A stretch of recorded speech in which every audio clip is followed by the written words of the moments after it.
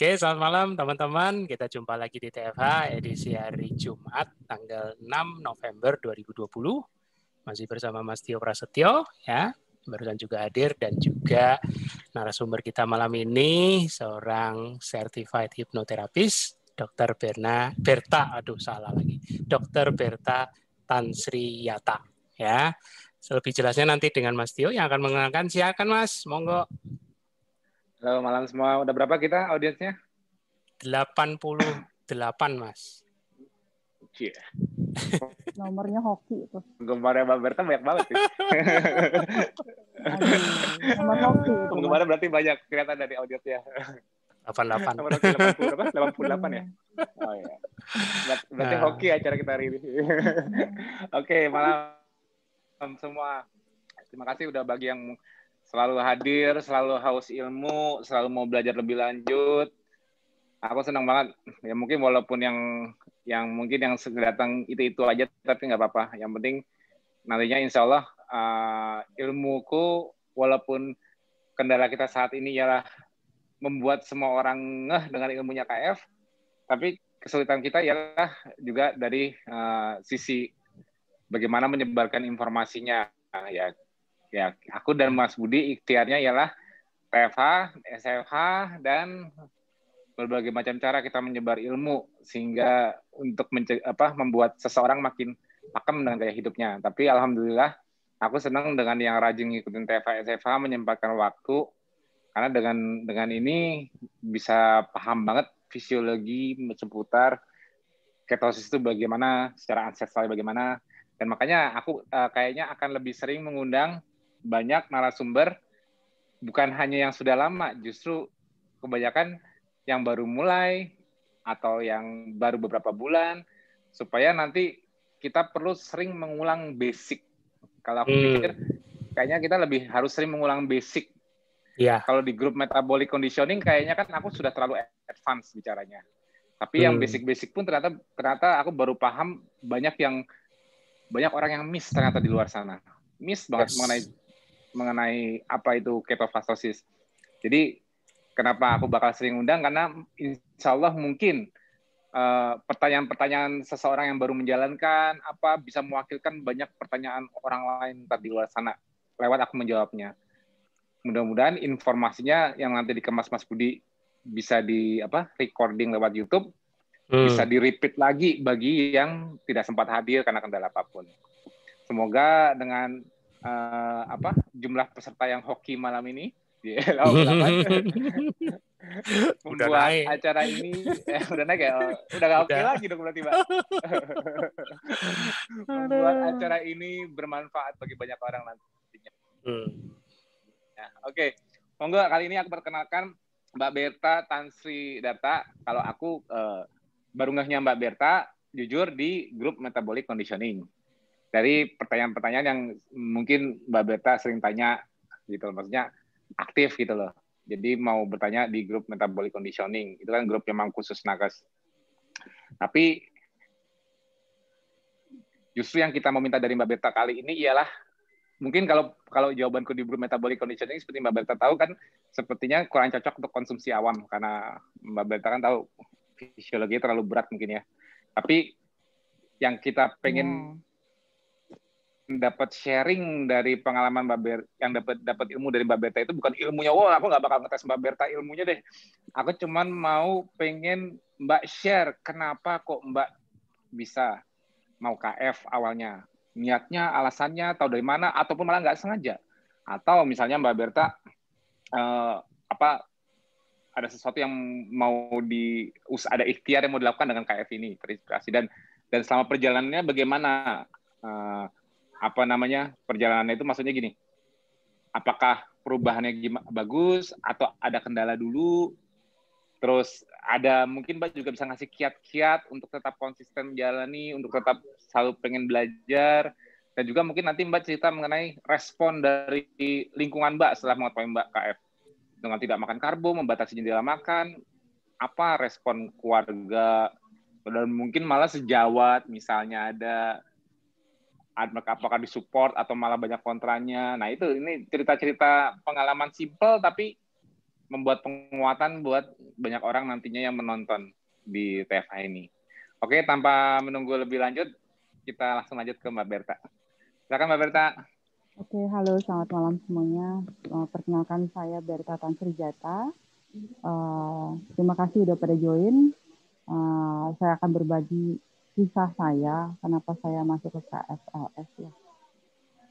Saya dulu historinya sangat suka junk food. Saya dokter, tapi saya suka banget makan snack.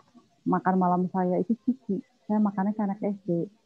Kiki. Nah, habis itu ciki apapun, ciki sorry, sebut merek kayak gitu-gitu, saya suka banget. Makanya kata laki saya, kamu cara makannya kayak si kecil. Emang saya suka kayak gitu. Karena saya pikir saya selalu sehat, saya nggak pernah sakit. Bahkan sakit flu aja sangat jarang, bisa 5 tahun sekali belum tentu. Kesehatan saya bagus banget. Lalu saya sejak waktu kuliah di Jakarta, saya punya riwayat kayak asam urat. Jari tangan saya kan suka kaku gitu, dan saya suka makan emping. Nah, habis itu saya pikir karena asam urat aja nih, tapi on and off dia. Lalu waktu saya di Bali, karena saya suka babi guling, maaf ya, bagi yang nggak makan, saya suka makan babi guling, saya suka makan berminyak-minyak di sini. Terus kok makin menjadi dia ya. Dan saya suka makan karbonya banyak. Saya suka makan nasi itu bisa 2 piring. Sekali makan. Saya cewek tapi makannya kayak kuli gitu kan dulu. Nah, habis itu ya berat saya dulu 59 kilo. Nah, mau turun ke 57 itu dietnya cukup keras karena ternyata saya suka crunchy, suka crackers kayak gitu, gorengan hobi banget. Nah, habis itu suatu saat saya merasa kok makin parah ya. Tangan saya ini makin parah kakunya. Sedangkan saya kan dokter estetik, dokter kecantikan. Kerjaan saya nyuntikin muka orang tiap hari. Kalau misalkan tangan saya kaku kan saya mengganggu penghasilan saya kan. Lalu suatu saat saya pergi ke Taiwan waktu itu dapat training. Lalu saya pergi bersama beberapa teman sejawat. Ada satu dokter spesialis bedah plastik. Ada satu udah dok Aziza.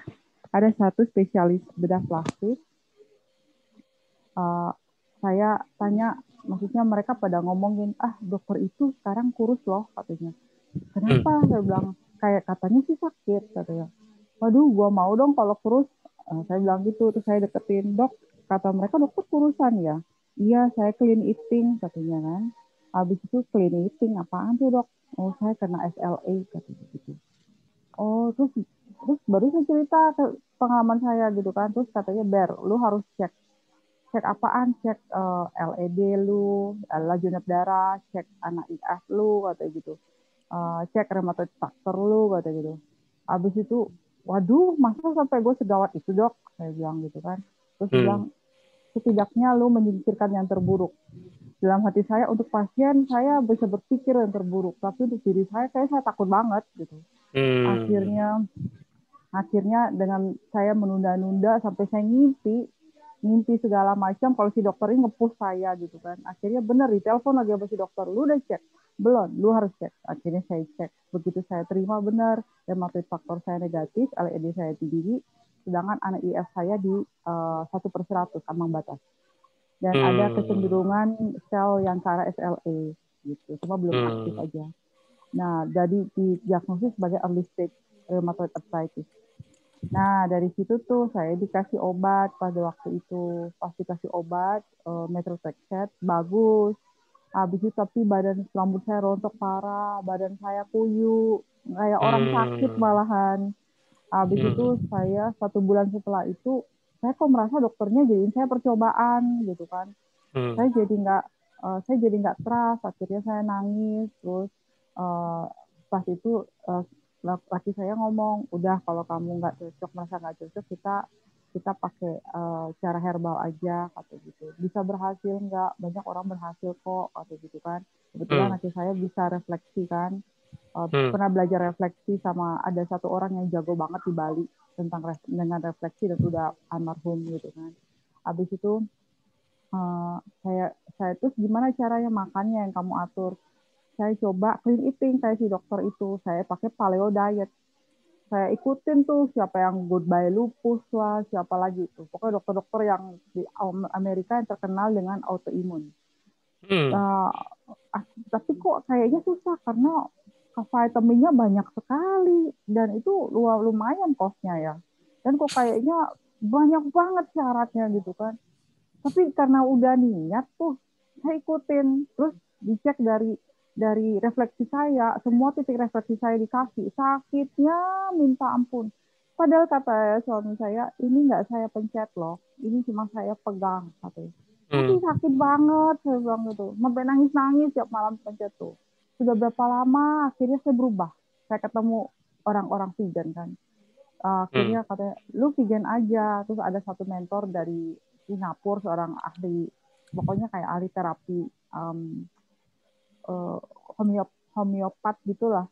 Akhirnya suruh saya vegan aja supaya dia kayak ada punya six sense gitulah. Dia bilang, kamu dari kecil punya alergi obat katanya gitu. Itu tandanya liver kamu fungsinya nggak berjalan dengan baik katanya gitu. Terus bener dia itu. Saya punya alergi obat gitu kan, amoxicillin acid gitu kan. Kalau saya minum itu saya udah kayak orang masuk rumah sakit mas, udah harus suntik. Kalau nggak suntik itu bisa lidah saya ini ketarik ke dalam. Nah, habis itu anafilaktik saya. Habis itu saya percaya nih, wah saya harus vegan nih 6 bulan kata dia kan. Saya vegan tapi 2 bulan saya kok makin kuyu, makin unstable. Ternyata dia lupa saja saya mineral. Begitu saya dicek pakai Zytoscan, mineral saya very very messy gitu kan. Terus kata teman saya, kenapa kok hasil lab lu yang pakai Zytoscan bagusan sebelum lu vegan kata gitu. Ya sekarang whatever you did before it was very good kata gitu. Kenapa sekarang lu jadi kacau kata gitu. Gue nggak tahu, aku bilang gitu. Terus disuruh minum essential oil dan segala macam gitu kan. Essential oilnya saya pakai topikal dan sampai sekarang masih bagus banget untuk kulit, saya akuin.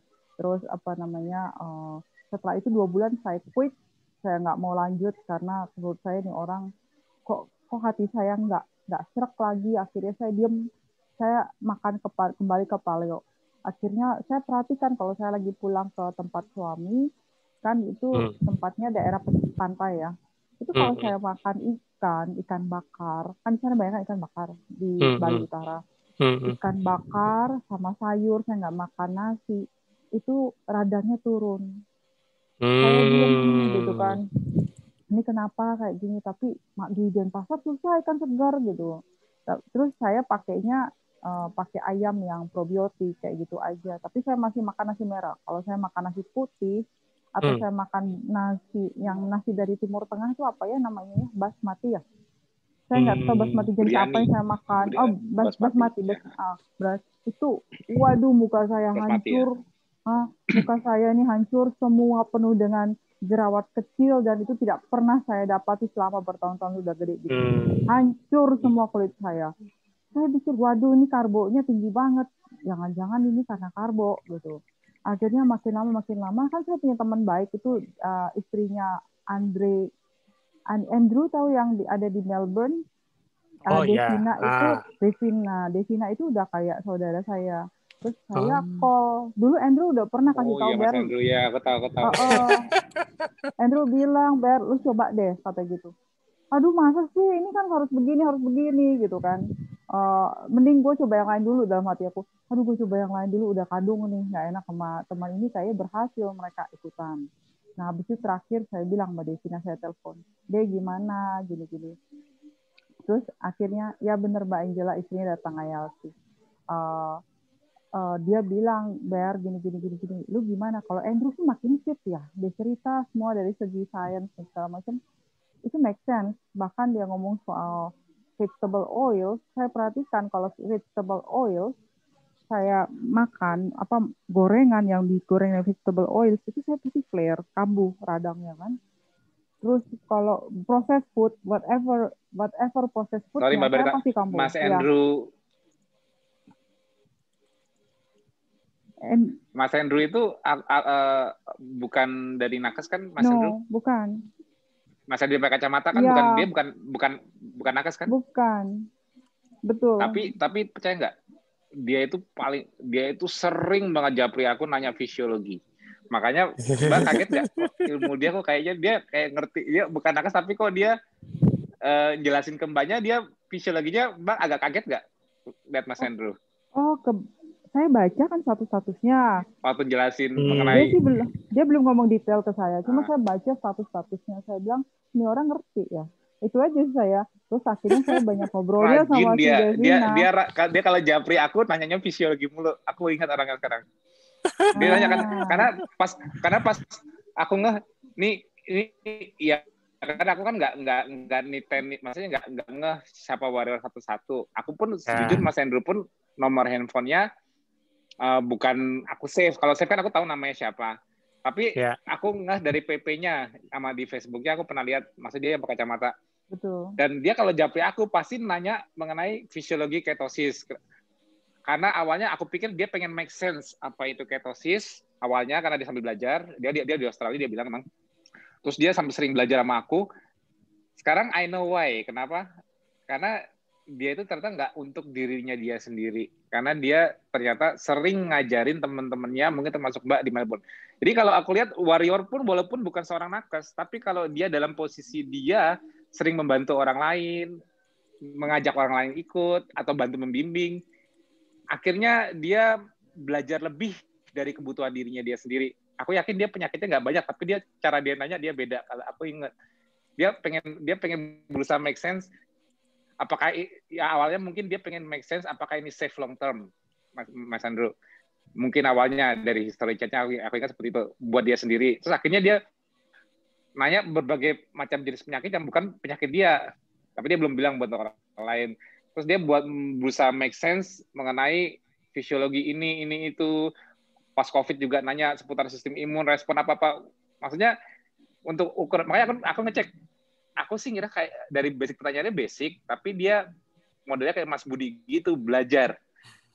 Jadi pertanyaannya makin advance. Jadi setiap jawaban berikutnya pertanyaan makin advance. Berarti kan dia belajar kan, habis aku jelasin, dia cari referensi lain, mungkin untuk membuktikan omonganku benar apa enggak, terus dia nanya lagi. Nah, dari teknik cara dia japri aku itu, aku ingat nih orang nih ada juga sih dari Malaysia juga ada yang suka japri aku modelnya kayak dia. Aku siapa namanya Muhammad Fazil, tapi aku nggak nge-save juga. Nah itu dia dari pertanyaannya itu ialah dia belajar. Dan sekarang aku baru I know why. ternyata begitu seseorang yang jalanin KF membantu orang lain, itu akhirnya seperti orang yang rajin ikut TFH. Kenapa? Karena akhirnya TFH ini bukan untuk konsumsi dia sendiri. Dia rajin sharing kemana-mana. Kenapa? Karena kalau untuk dia sendiri mungkin ilmu dia udah cukup, udah nyaman kok, selesai, berhenti belajar. Tapi yang nggak berhenti belajar ialah pada saat mereka mulai help others. Pada saat mereka mulai bantu bimbing, banyak orang terinspirasi sama postingan dia atau gimana, atau lihat KF Challenge, dia salah satu orang KF Challenge, orang nanya ke dia, tapi dia dalam posisi kapasitasnya ialah ilmu pengetahuan dia dulunya dia jalanin untuk dia sendiri, sekarang dia udah mulai diminta tolong oleh banyak orang, akhirnya dia nanya sama aku atau dia sering ikutin TFH karena pengen ikut bisa jelasin. Nah itu makanya aku pikir nih, kok berkorelasi ya semuanya ya. Mudah-mudahan sih memang prinsip help others to help yourself ya. Prinsip help others to help yourself akhirnya apa? Pada saat kita help others, kita help ourselves untuk belajar lebih. Karena kita cakupannya nggak cuma diri kita sendiri sekarang. Kita circle-nya makin besar, kita makin bisa mengerti, bisa nolong banyak orang. Itu rahasianya kalau aku bilang. Rahasianya orang jadi mau belajar. Kalau orang yang stop belajar ialah mungkin orang yang merasa sudah puas dengan gue udah dapat apa yang gue mau untuk gue sendiri, KF-nya untuk gue sendiri. Akhirnya ilmunya stop di situ. Yes. Atau malah mungkin dia nggak terupdate. Akhirnya apa? Akhirnya malah kebingungan nanti. Maksudnya pada saat ada sesuatu malah kebingungan. Gimana gitu loh. Makanya ini aku mudah-mudahan nantinya rantainya berlanjut ya. Sekarang mungkin Mas Andrew nolong Mbak. Insya Allah kalau Mbak nantinya seiring waktu mendapatkan banyak kebaikan dari gaya hidup ini, dan Mbak juga akhirnya insya Allah mungkin nyaranin ke pasien apa-apa. Tapi untuk keep up dengan pertanyaan pasien, gue juga harus masih belajar terus dong. Ya, itu dia. Nah, itu jadi Ya. jadi menolong orang lain di KF itu merupakan salah satu self motivation untuk belajar lebih dari yang dia perlukan. Tapi semakin dia belajar, semakin dia lihat keberhasilan di orang lain, yang ngajarin pertamanya ini makin pakem sama KF-nya itu. Jadi help ourselves-nya itu help others to help yourself, maksudnya kita itu menjadi kalau kita lebih pintar, kita lebih ngerti fisiologi. Makanya bayangkan seorang awam bisa menginspirasi seorang nakes. Menurut Mbak itu luar biasa nggak? Dahsyat. Dengan cara Mas Andrew menjelaskan. Luar biasa kan? Banyak Mbak di grup kita, banyak para dokter yang aku dalam TFH ini, kalau mereka cerita, tahu dari mana? Parti mulai saya kenal sama Mbak ini, sama ini kayak kemarin Mbak Maya dikenal Mbak malah bergurunya sama Mbak Angela. Kan unik kan? Maksudnya everybody start from the basic again gitu loh. Jadi ya tapi mungkin dengan kapasitas nakes pasti lebih cepat belajarnya dong dibanding itu nggak bisa dibohongin. Tapi at least semuanya itu kayak start over kembali, tapi rantainya itu kebentuk. Nah makanya harapanku kita sih nggak usah pusing Mas dengan masalah angka TFH dan SFH. Yang rajin itu ketahuan tipikalnya. Dia butuh dia mengisi circle yang lebih besar dari dirinya sendiri. Betul, itu yang betul. Betul. Sorry motong, lanjut Mbak Berta. Oh ya, baik. Tadi sampai ketemu sama Andrew tuh dijelasin begini ya, lanjut. Iya. Awal-awal Mas Andrew datang nggak hari ini? Andrew, tadi ada yang dari Melbourne ada yang itu. Ada yang dari Melbourne tadi, cuman nggak tahu apakah itu Andrew. Nanti aku coba cek. Ada satu yang register memang. Ya, tapi masih belum tertarik awalnya. Dan apa namanya, karena kayak gitulah, masih on off juga, terus dibantu sama Ibu Handini. Ibu Handini, beliau sangat membantu saya. Mbak Handini, beliau sangat membantu saya. Karena saya tahu vitiligo itu susah banget ya. Habis itu saya ngelihat perkembangan si mbaknya gitu. Is it worth it to try or not gitu kan. And suddenly saya dapat kayak beasiswa setengah 50% saya ikut satu kelas internasional untuk anti-aging doctors gitu kan. Kita lewat Zoom during Corona. Habis itu di situ diomongin tentang intermittent fasting, tentang keto gitu kan. Saya bilang ini kok ujung-ujungnya back to basic yang udah kita di Indonesia jalanin sebenarnya, dan mereka baru mereka presentasikan gitu kan. Akhirnya saya bilang ya sudahlah, oke. Jadi kayaknya sudah lama kayak di luarnya baru pada ngetren IF kan. Ya, habis itu saya sempat sebelum saya mulai saya masih minum suplemen yang menurut saya lumayan mahal itu, sekali minum satu hari 120.000 at least itu. Terus saya bilang Tuhan ini corona loh. Masa sih Tuhan kasih tubuh, katanya tubuh itu pintar, tapi kok nggak bisa kita aktifin ya? Saya bilang gitu kan. Masa kita nggak bisa aktifin sesuatu yang Tuhan, yang kita kan rekayasa Tuhan, sih ciptaan Tuhan yang mirip Tuhan kan, yang hampir ya menyerupai lah itunya. Kok kita jadinya tergantung sama obat kimia dan segala macam gitu, malah memiskinkan diri dengan membeli produk-produk luar tapi tidak mengaktifasi kemampuan diri sendiri gitu kan. Akhirnya saya lihat kekehannya Ibu.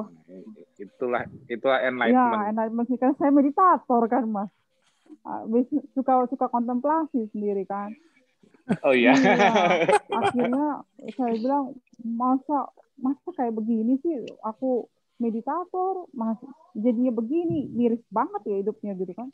Habis itu orang bilang gini, Ber, orang mau jadi healer itu harus bisa healing dirinya sendiri sebenarnya, Ber, kata gitu. Oh ya benar juga loh kuncinya ya, aku bilang gitu kan. Benar kan ya? Ya.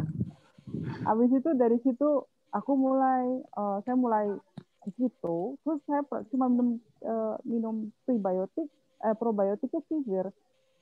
Terus kefir sama kadang-kadang yang tablet gitu kan, kapsul. Terus saya lihat saya cek dengan refleksi, saya bilang, karena suami saya bisa refleksi kan. Saya cek hari pertama 2-3 kok better. Semakin lama dia bilang, kamu ini udah sehat kata gitu. Saya pencet kamu nggak sakit, apapun nggak ada, santai aja gitu kan. Tapi memang benar Mas, kalau habis direfleksi itu bawaannya tidurnya nyenyak, rileks, itu saraf-sarafnya tegangnya rileks gitu. Tapi kalau mau datang bulan atau lagi kecapean nyetir luar kota, dia sakit gitu. Terus kalau ada salah makan yang saya masih alergi, kan terakhir saya sempat coba tes IgG food sensitivity, saya masih alergi sama putih telur, kuning telurnya mah enggak, putih telurnya saya alergi. Masa Ya, semua protein rata-rata macam alergi itu protein. ya, dan masa saya bisa alergi hampir semua nabati source gitu kan, plant protein dari nabati, kacang-kacangan semua saya hampiran alergi semuanya. Saya bilang, wah kayak gini mah saya nggak bisa vegan dong ya. Jadi caranya malah yang di daging pork, chicken itu malah very low. Itu 4, 2 gitu kan. Wah ini betul amannya di daging gitu saya malahan.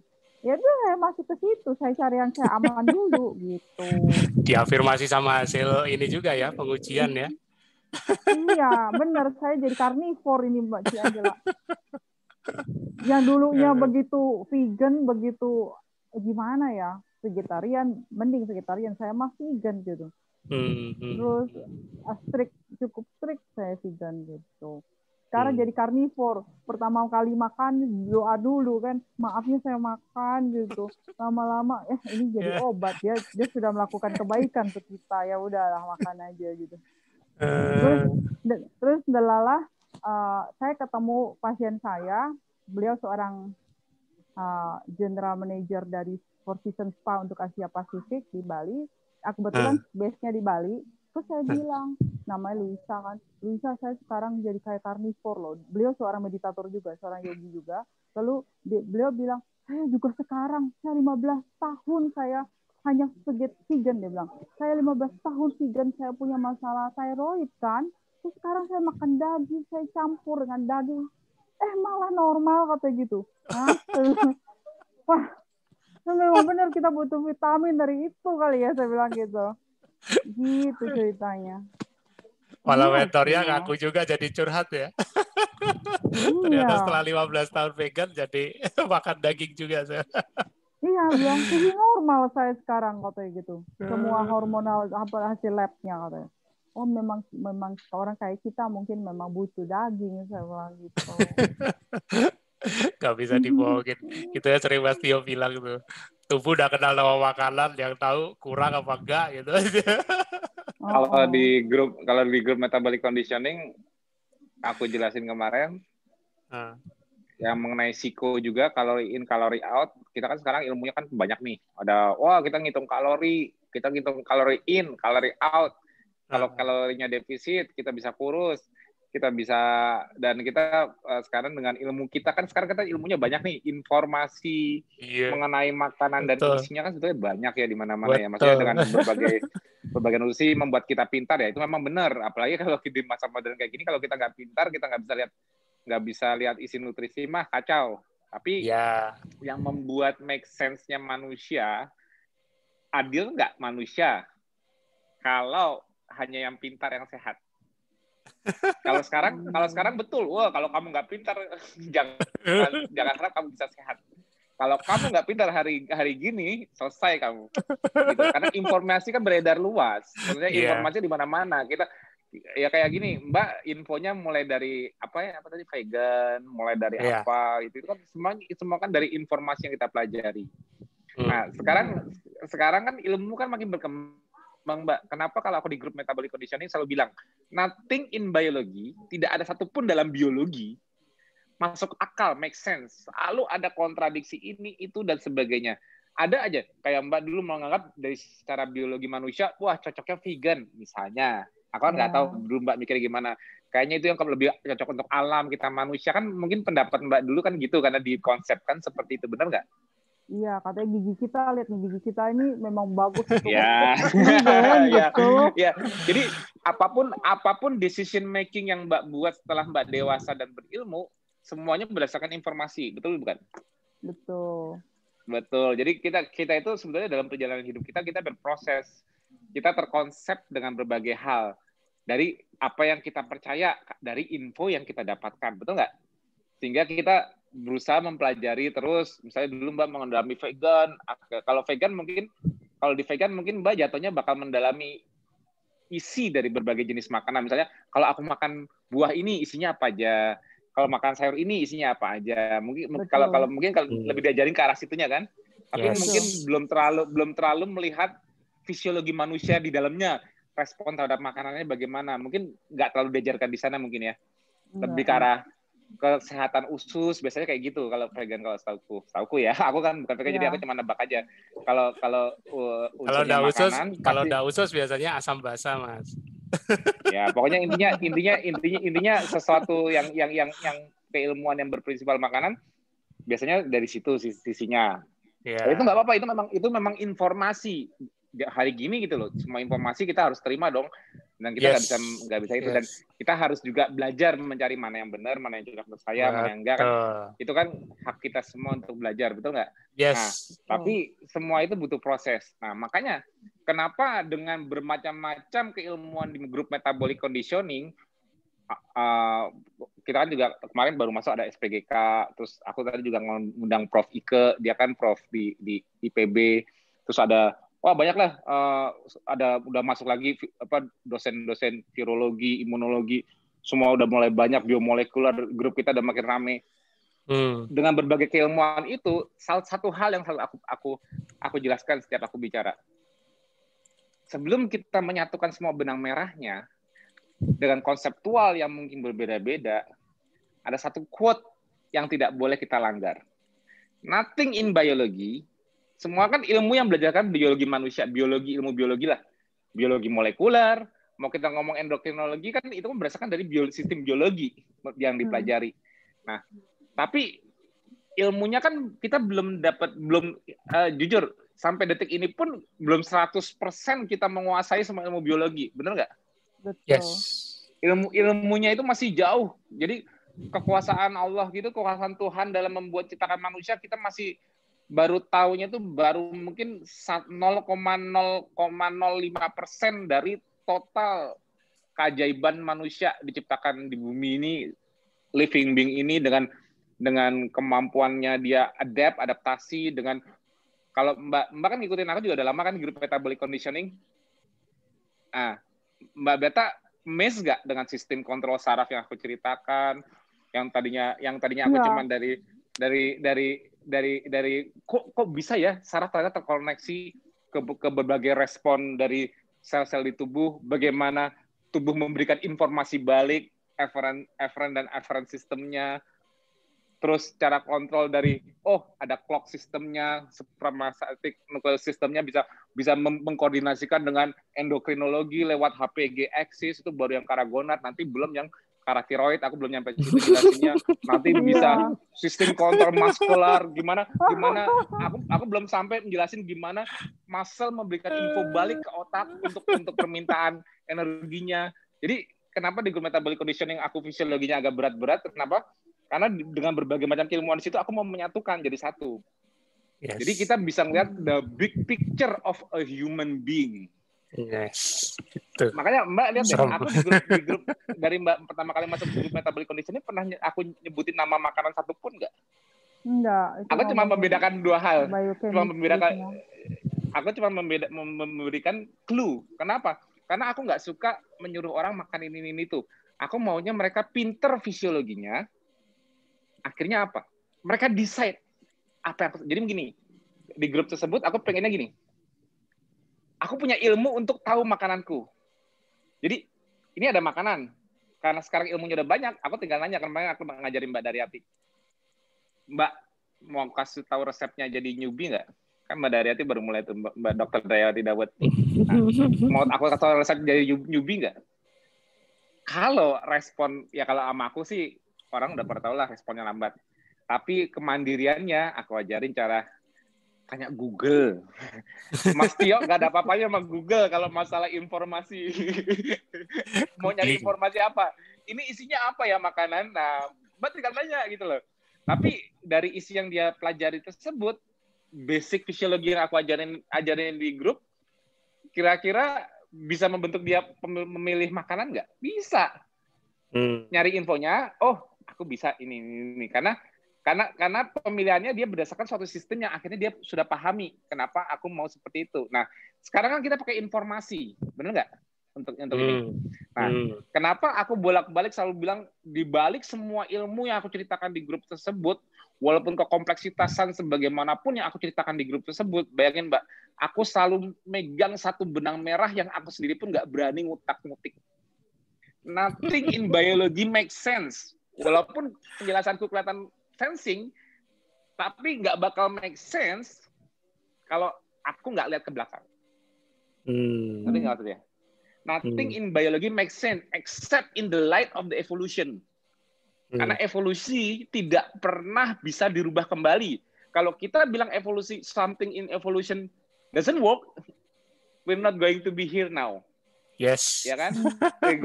We already extinct because of something in the evolution, we don't understand something. Jadi karena sesuatu di evolusi kita belum tahu ilmunya, akhirnya kita punah. Vanish. Nah, itu kan nggak bisa kan? Jadi kan kita melanggar kemampuan adaptasi manusia kan? Kemampuan, ya, makanya kan terakhir kemarin aku ngomong, aku bilang kenapa tubuh manusia yang masih luar biasa ini, ilmu biologi yang masih kita pelajari dari manusia ini, kita harus bayangkan dengan sistem keseluruhannya. Artinya gini, sistem kelulusannya. Kalau sistem biologi manusia kita masih pelajari, tapi sistem biologi manusia itu ditaruh di sistem apa di bumi? Di kan berarti kita lihat ekosistemnya manusia terhadap apa? Interaksinya kan manusia. Kenapa itu sebabnya kenapa aku bilang bagaimana manusia tanpa ilmu seperti Mbak sekarang tahu macam-macam, ya ilmu sekarang kita macam-macam, aku tahu macam-macam, yang memang penting kita tahu macam-macam. Tapi sensing apa di dalam kita yang menuntun kita untuk decision making? Yang pertama ialah decision making, ya kan? Kalau kita sekarang decision something by ilmu, benar nggak?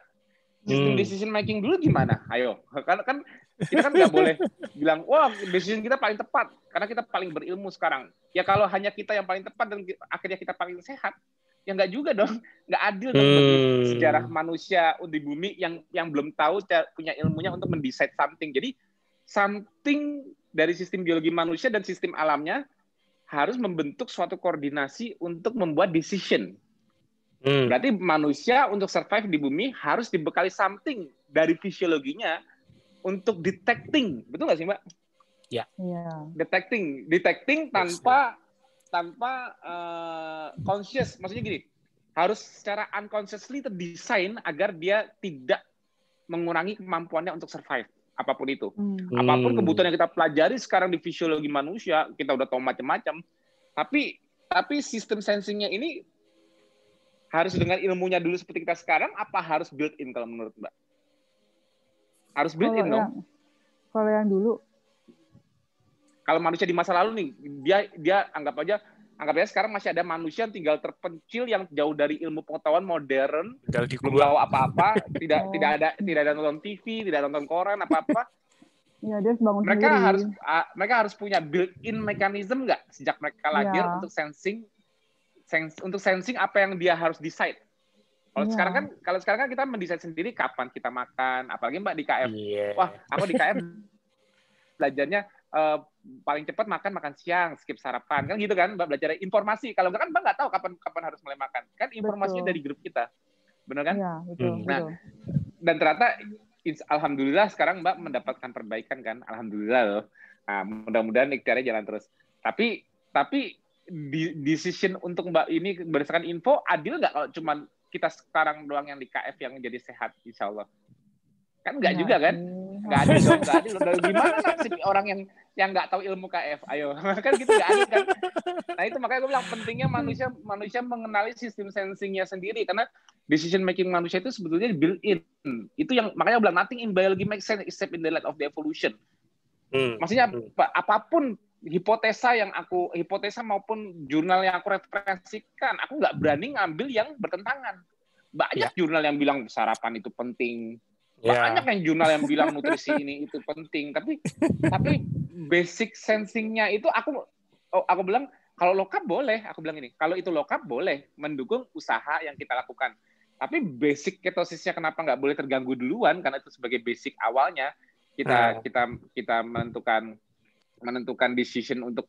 Jadi kenapa walaupun di ilmunya bermacam-macam, tapi basic fisiologi ketosisnya itu kita harus paham dulu. Dari situ kita memodify dengan apapun itu udah mudah. Kalau kita sendiri masih ragu dengan ketosis itu fine or not, itu yang malah blunder nanti. Blunder sama gaya hidup kita ke depannya. Jadi gini loh. Yang aku bilang kenapa ketosis itu ditemukan dari basic sensing manusia hidup di muka bumi karena interaksi manusia. Jadi aku kalau di grup metabolic conditioning kan malah menjelaskan interaksi suatu sel dengan ekstraselularnya. Yes. Bagaimana sel tersebut mensensing nutrisi atau mensensing sinyal-sinyal di sirkulasi darah di luar selnya dia untuk memicu suatu signaling ke dalam sampai bisa mempengaruhi sistem database di dalam sel tersebut, DNA. Sehingga bisa menggerakkan berbagai respon kembali. Jadi gini, kalau ini sebuah sel, ini membran sel itu kenapa lipid bilayer?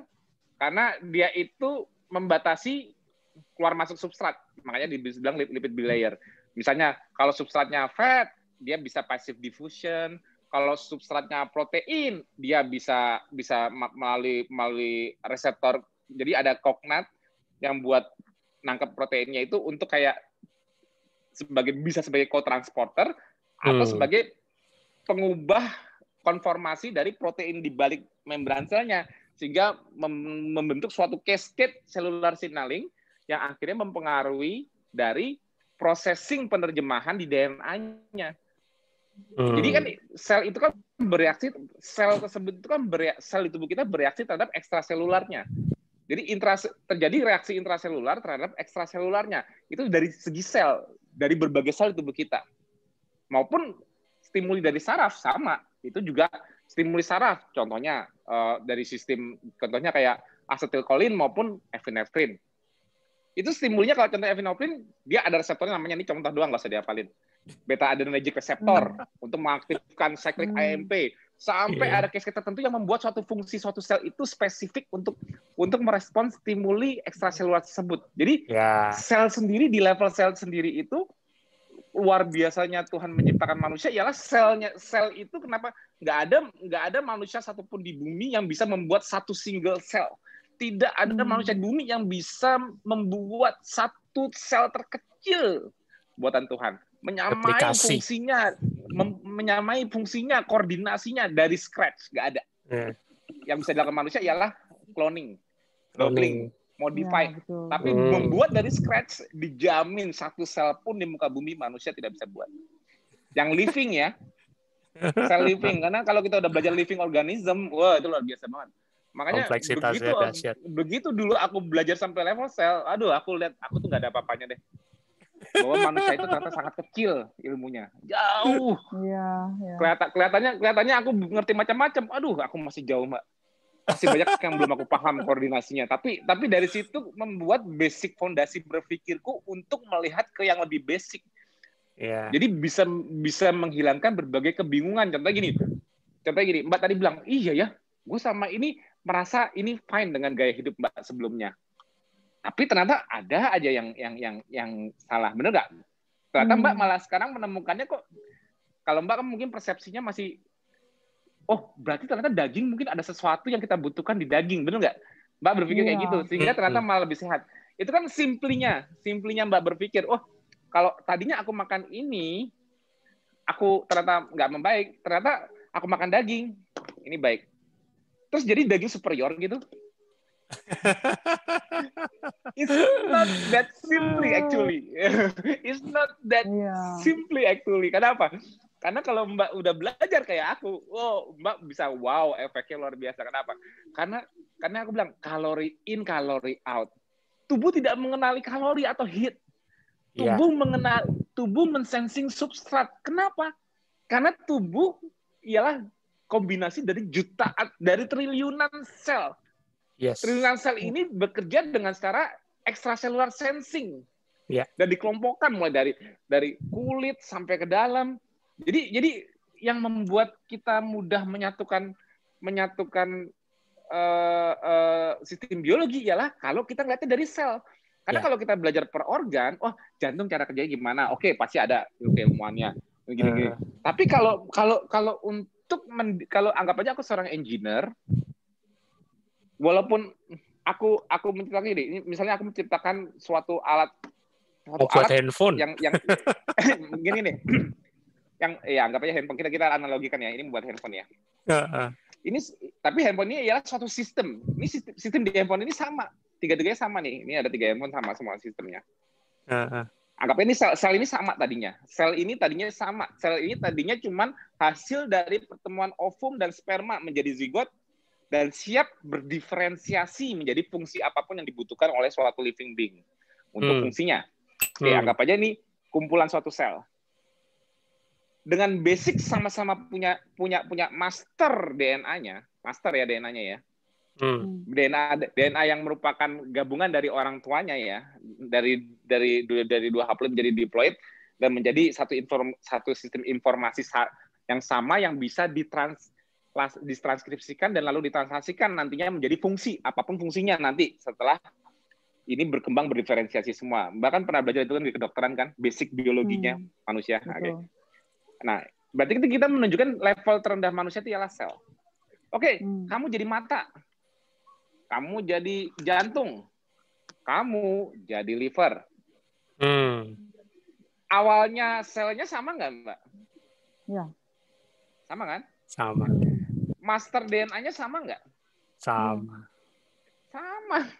Loh, tapi kok mereka bisa melakukan fungsi yang berbeda-beda, Mbak? Oh, ternyata yang sebelah sini, semua fungsi basic, kalau untuk yang dilakukan fungsi si liver, kamu nggak boleh bisa transkripsikan. Itu aku silent semua. Kamu bisa mentranskripsikan untuk menjadi suatu translasi, menjadi suatu fungsi, ialah fungsi kamu sendiri. Tadi kamu sebagai apa? Kamu tadi sebagai apa? Ini gini nih. Nih, tapi ini semua nantinya bekerja sebagai satu kesatuan. Jadi sistem biologi. Nah, ini kan basic kan, Mbak? Basic banget nih. Basic dari sistem biologi. Ini basic banget. Tapi fundamental seperti ini, nanti hasilnya global. Hasilnya pemahaman global sistem biologi. Itulah kenapa kita penting start dari basic. Kalau selama ini mungkin Mbak memilih berbagai jenis bensin untuk Mbak sendiri, mana yang, kok sekarang ternyata ada something di bensin ini yang membuat saya lebih baik. Kan Mbak berpikir kayak gitu. Nah, kalau di sistem biologi aku ngajarin kayak gitu nggak? Kalau aku di metabolic conditioning aku ngajarin kayak gitu nggak? Enggak. Coba tanya, Mbak kan mungkin masih baru, tanya sama semua warrior di KF. Mungkin kalau mereka dari diet-diet apa sebelumnya, baru kali ini ketemu founder diet yang nggak pernah ngomongin makanan. Yang diomongin fisiologi mulu. Kenapa? Karena aku nggak ngajarin cara makan. Aku ngajarin cara memutuskan kapan dan apa yang dimakan. Cara memutuskan sendiri. Knowing what good for you, tapi setelah kamu ngerti. Bukan sebelum kamu nggak ngerti. Kenapa? Karena kalau cuma ngikutin kamu makan ini ya, ternyata nanti akhirnya Mbak begitu nggak cocok dengan makan ini, apa akhirnya? Ternyata yang ini sekarang lebih cocok. Misalnya Mbak ngomong gitu. Karena ilmuku kemarin cuma berdasarkan dulu aku diajarin ini, sekarang aku cocok ini, benar nggak? Betul, superficial ya. Foundation-nya nggak kebentuk. Foundation nggak kuat, betul nggak? Betul. Itulah kenapa aku nggak pernah ngajarin sisi eksosentrik dari biologi. Aku tidak pernah mengajari seseorang, siapapun yang ngikutin aku dari awal KF, yang benar-benar ngikutin ya, benar-benar ngikutin sampai sekarang, pasti dia tahu cara aku menjelaskan sesuatu. Ngikutin dari aku ngomongnya kayak orang alien, sampai sekarang udah mulai dimengerti, pasti tahu. Yang aku ajarkan ialah cara decision making. Di tengah hiruk-pikuk dunia ini. Benar nggak? Nah, itu jadi basic konsep yang mau aku jelaskan gini. Jadi kita kenapa aku senang sama biologi molekuler? Karena itu basic manusia akhirnya nanti didesain di secara evolusi manusia secara tanpa keilmuan, tanpa kesadaran akan sesuatu hal itu penting. Tapi sensing yang dia manusia diciptakan ini untuk survivalnya dia, basic instingnya harus sama dengan berbagai spesies lain, yaitu untuk survival dia. Sapi harus bisa mensensing apa yang harus dia makan. Kera harus bisa mensensing apa yang dia makan. Manusia juga harus bisa di basic built-in dong, nggak boleh pintar dulu baru bisa sensing apa yang dia perlu untuk survival. Betul nggak, Mbak? Aku tanya. Iya. Betul nggak? Basic banget kan hal kayak gitu kan. Tapi kan kita semua coba kalau aku ingetin kayak gini masih ingat nggak apa udah lupa? Lupa kan? Di tengah informasi lupa nggak? Basic seperti ini yang harusnya built-in tubuh kita. Lupa nggak? Lupa kan? Karena ilmunya masuk terus. Apalagi makin tinggi ilmunya kadang-kadang makin lupa. Makin jauh dari basicnya. Walaupun dengan ilmu yang makin tinggi lagi kita akhirnya ingat kembali. Ya contohnya dengan Mbak ketemu aku dan mulai belajar di metabolic condition ini kan berarti kan ilmunya kan makin tinggi tapi makin inget ke belakang lagi, benar nggak sih? Makin dalam perjalanan hidup Mbak gimana? Waktu saya masuk ke metabolic conditioning saya lihat gini, wah ini mah biokimia ini semua ini ngomongin gitu. Makanya memang ada yang saya mesti ingat siklus-siklus itu, makanya wah ini benar-benar yang saya pelajari mikrobiologi, biokimia semua di situ nih ngomongin sama Mas Tio.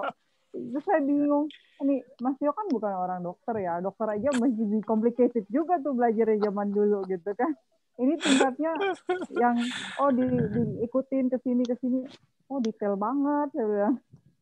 Gitu, tapi menarik sih Mas, menarik banget. Ya, aku karena jujur dulu kan aku kan belajarnya kan bukan dari kurikulum gitu. Kalau kurikulum kan mungkin aku kan akhirnya fokus ke sesuatu. Tapi kalau aku dulu mencari kebenaran kan karena awalnya kan kasus anakku sendiri.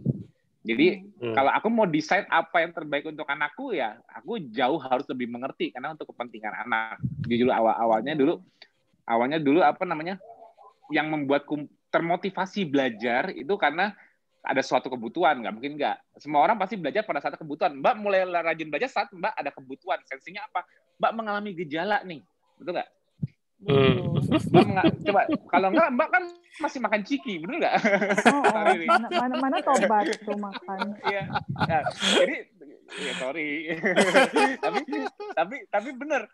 Something yang membuat traumatis di dalam hidup kita, membuat kita mau belajar. Itu yang aku bilang sensing. Jadi gini, Mbak dikasih built-in sensing untuk mensensing stres yang Mbak alami. Stres di badan. Kalau aku kemarin kan baru jelasin di grup metabolic conditioning, bagaimana tubuh didesain untuk merespon terhadap stimuli dan membuat dia ada hubungannya dengan behavior change.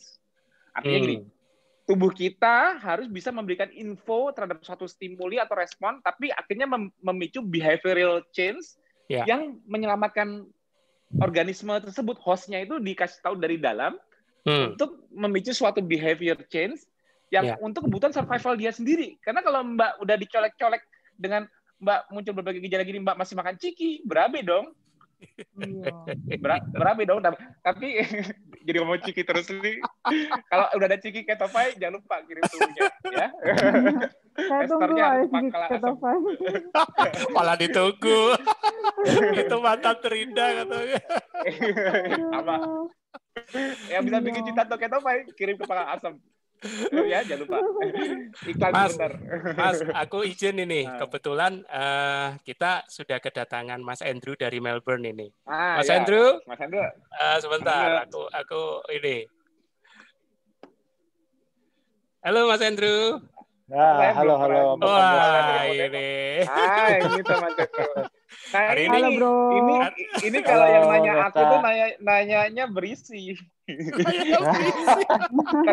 ternyata bukan buat dia sendiri. Ternyata dia di sana kalau aku nggak salah ingat, Mas di sana juga bikin komunitas ya. Kalau nggak salah. Aku lupa atau jawabannya banyak aku jadi lupa.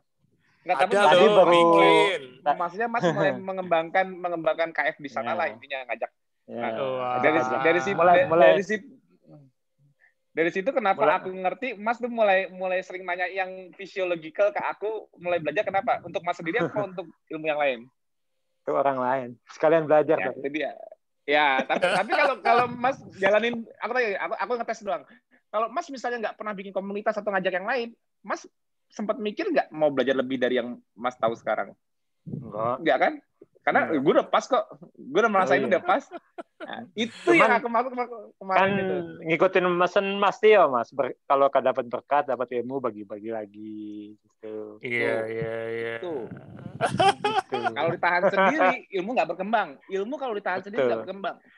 Sebetulnya saya diracun sama istri, Mas. Ini Mbak Devina. Diracun.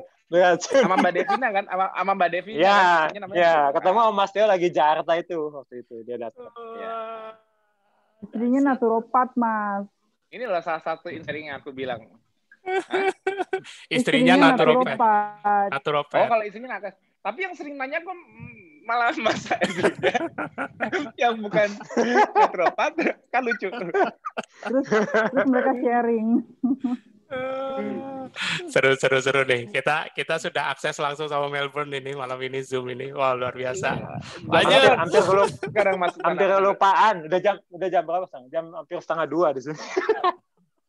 1:30 pagi. Iya. Udah 4 jam. Nggak apa-apa. Sekali testimoni juga bantu menginspirasi bahwa jarak tidak membuat kita lost komunikasi. Jadi ilmu itu bisa menyeberang dengan teknologi sekarang, ilmu bisa nyebrang kemana-mana. Dan alhamdulillah Mas Hendro salah satu yang ya nggak cuma Mas Hendro juga, ya contohnya Mbak Handini tadi yang menginspirasi juga, ya sama banyak lah. Kita ya orang-orang mikir, Mas kenapa sih bikin KF Challenge? Ya biarin aja, biar mereka saling menginspirasi. Oh, itu kan cuman kayak pamer estetika ya. Aku tanya gini. Sekarang kalau aku sebar ilmu terus, kira-kira siapa yang mau belajar? Nggak ada, Mas. Tapi kalau begitu ngeliat perubahan, dia gue pengen lo kayak dia cantik, gue pengen lo jadi kurus kayak dia. Awalnya sih memang yang menarik dia cuma hal sepele. Tapi bayangin impact-nya saat dia mau belajar terus. Bayangin impact-nya. Untuk menarik seseorang itu mungkin yang kita nggak bisa terlalu ideal. Wah, aku mau ideal.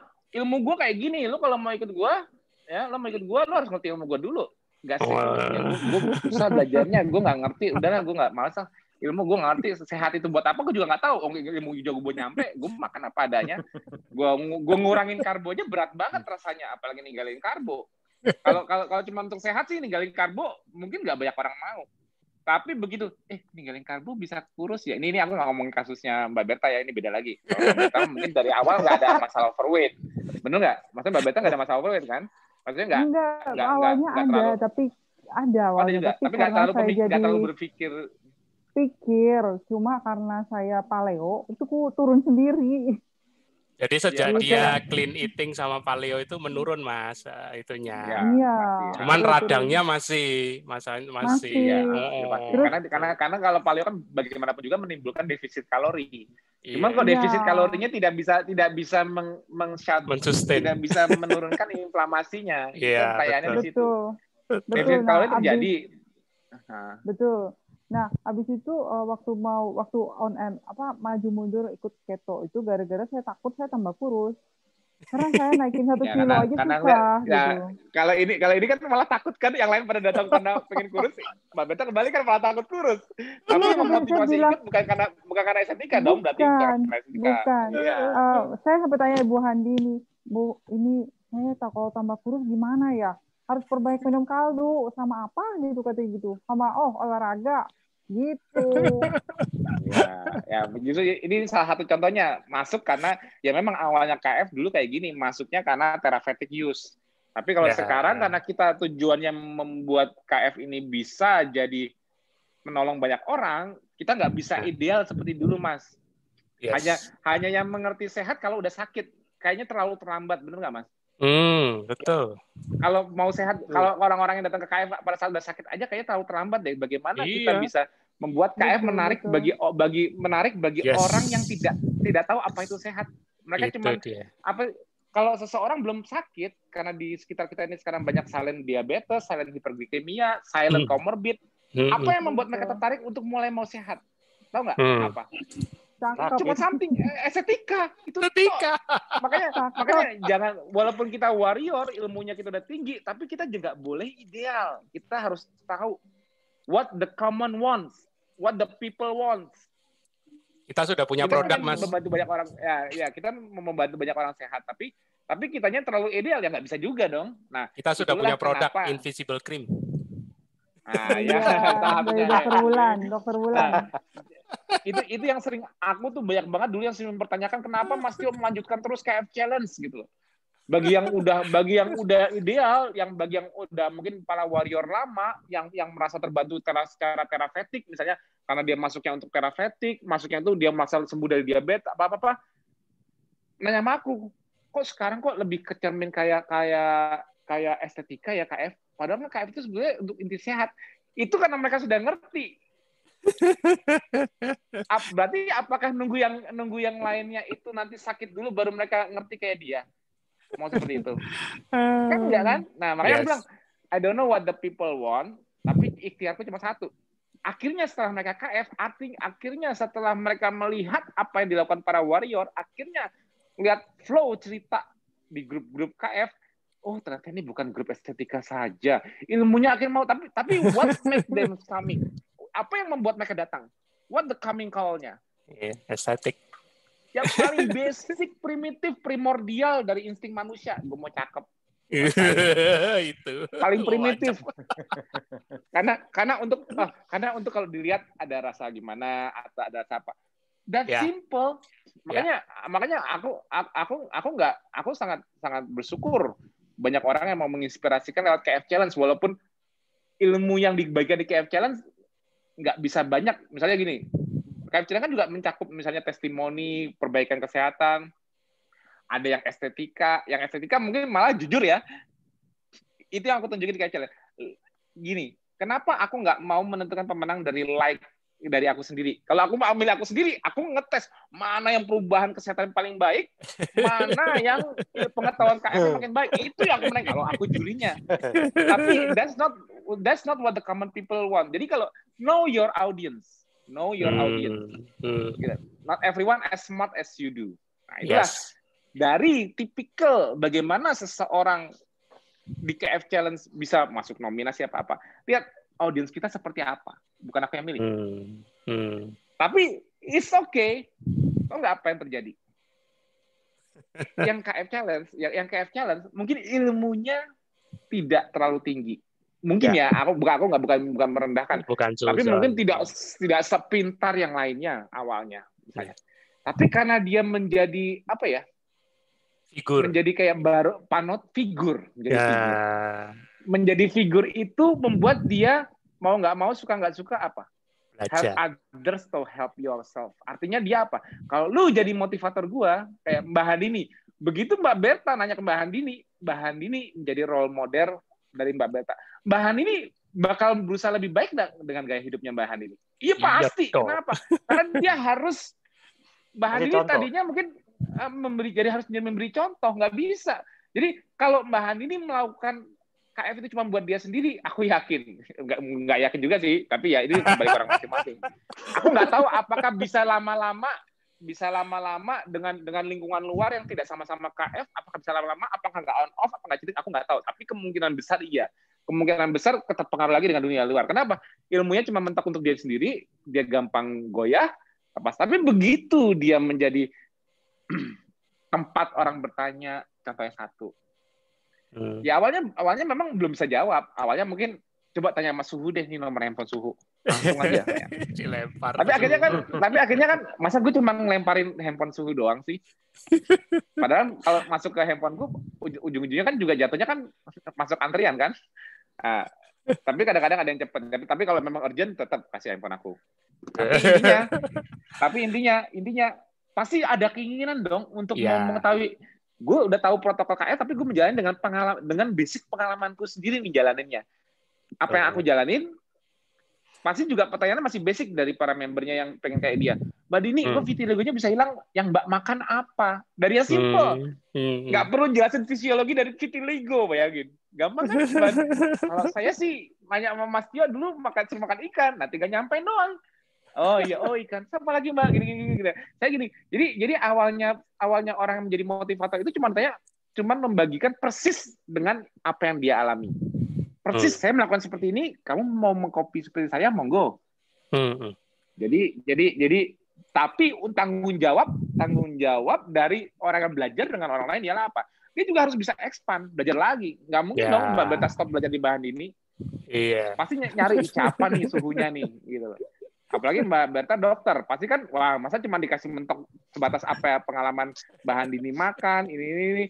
Tapi kan ujungnya kan pasti kan apa dibalik itu semua yang membuat saya lebih sehat, betul nggak Mbak Berta?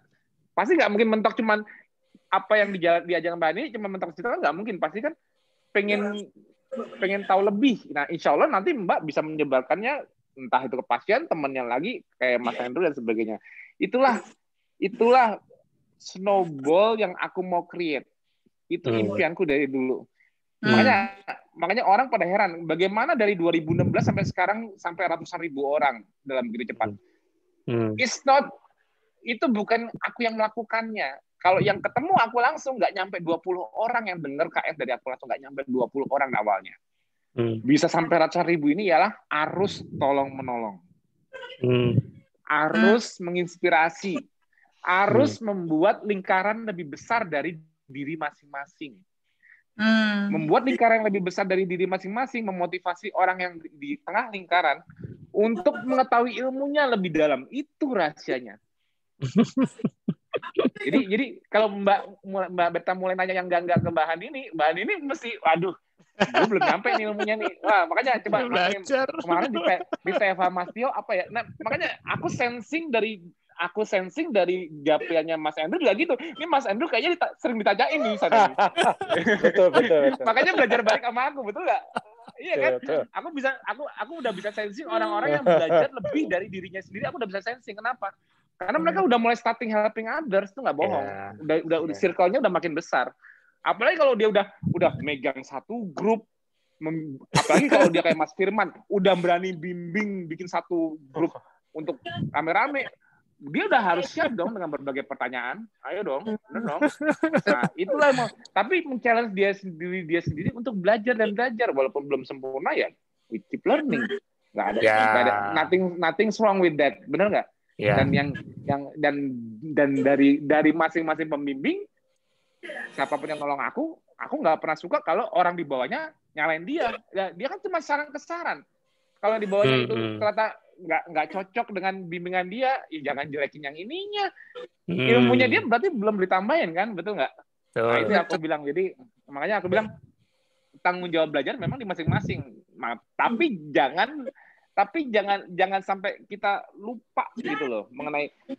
Makanya aku bilang aku sangat menyarankan help others to help yourself itu apa? Karena kita living legacy. Kalau kita udah living legacy, kita percaya deh, orang yang menjalani KF tanpa untuk dia sendiri nggak bakal long term, nggak bakal konsisten, atau malah salah paham. Aku jamin. Nanti nggak maksudnya? Make sense. Nah, itu jadi prinsip belajarnya seperti itu. Nah, oke. Sekarang nih aku balik lagi nih, mumpung masih ada waktu, nanti keburu di mute sama Mas Budi. Boleh nggak aku lanjutin tadi yang secara sensing manusia, boleh nggak? Ini aku makanya nih Mas Hendro. Dia lagi kentang. Ya, lagi kentang. Tahu aja kentang. Dia. Ya, aku makasih banget sama Mas Hendro nih udah mau hadir. Maksudnya Mas Hendro itu juga akhirnya memberi contoh bagi banyak warrior lain untuk mulai berpikir lebih dari circle-nya dia. Memberi contoh bahwa nih lihat Mbak Berta itu salah satu dari hasil circle-nya Mas Hendro. Nanti Mbak Berta bikin circle yang lebih besar sendiri. Nanti kayak circle ini nyambung semua. Ya. Itu kayak gitu. Ya, sungkar. Cuma nambahin satu statement aja sih. Cuma nambahin ini ada yang nambah satu dari Pet Mas Tio. Saya baru undang ke grup KFI di Facebook, namanya Mbak Diska dari Aceh, tapi tinggal di Perth. Oh, oke. Dia sama suaminya mau belajar, tapi saya bilang boleh tanya saya, tapi kalau mau belajar dari warrior yang lain, tak undang ke grup KF. Ya, boleh. Emang grup FB itu source-nya ilmunya itu macam-macam, bisa nanya macam-macam di sana, ya informasi juga macam-macam, ya kita juga harus bisa menyaringnya juga, kita kan nggak tahu kan banyak orang di sana. Tapi itu juga ada admin-admin yang membantu gitu loh. Kalau gini loh, kalau semua ilmu di FB itu belum memuaskan, buka di announcement. Kalau sampai grup FB itu infonya masih kurang jelas dan merasa mau tahu lebih, buka di announcement.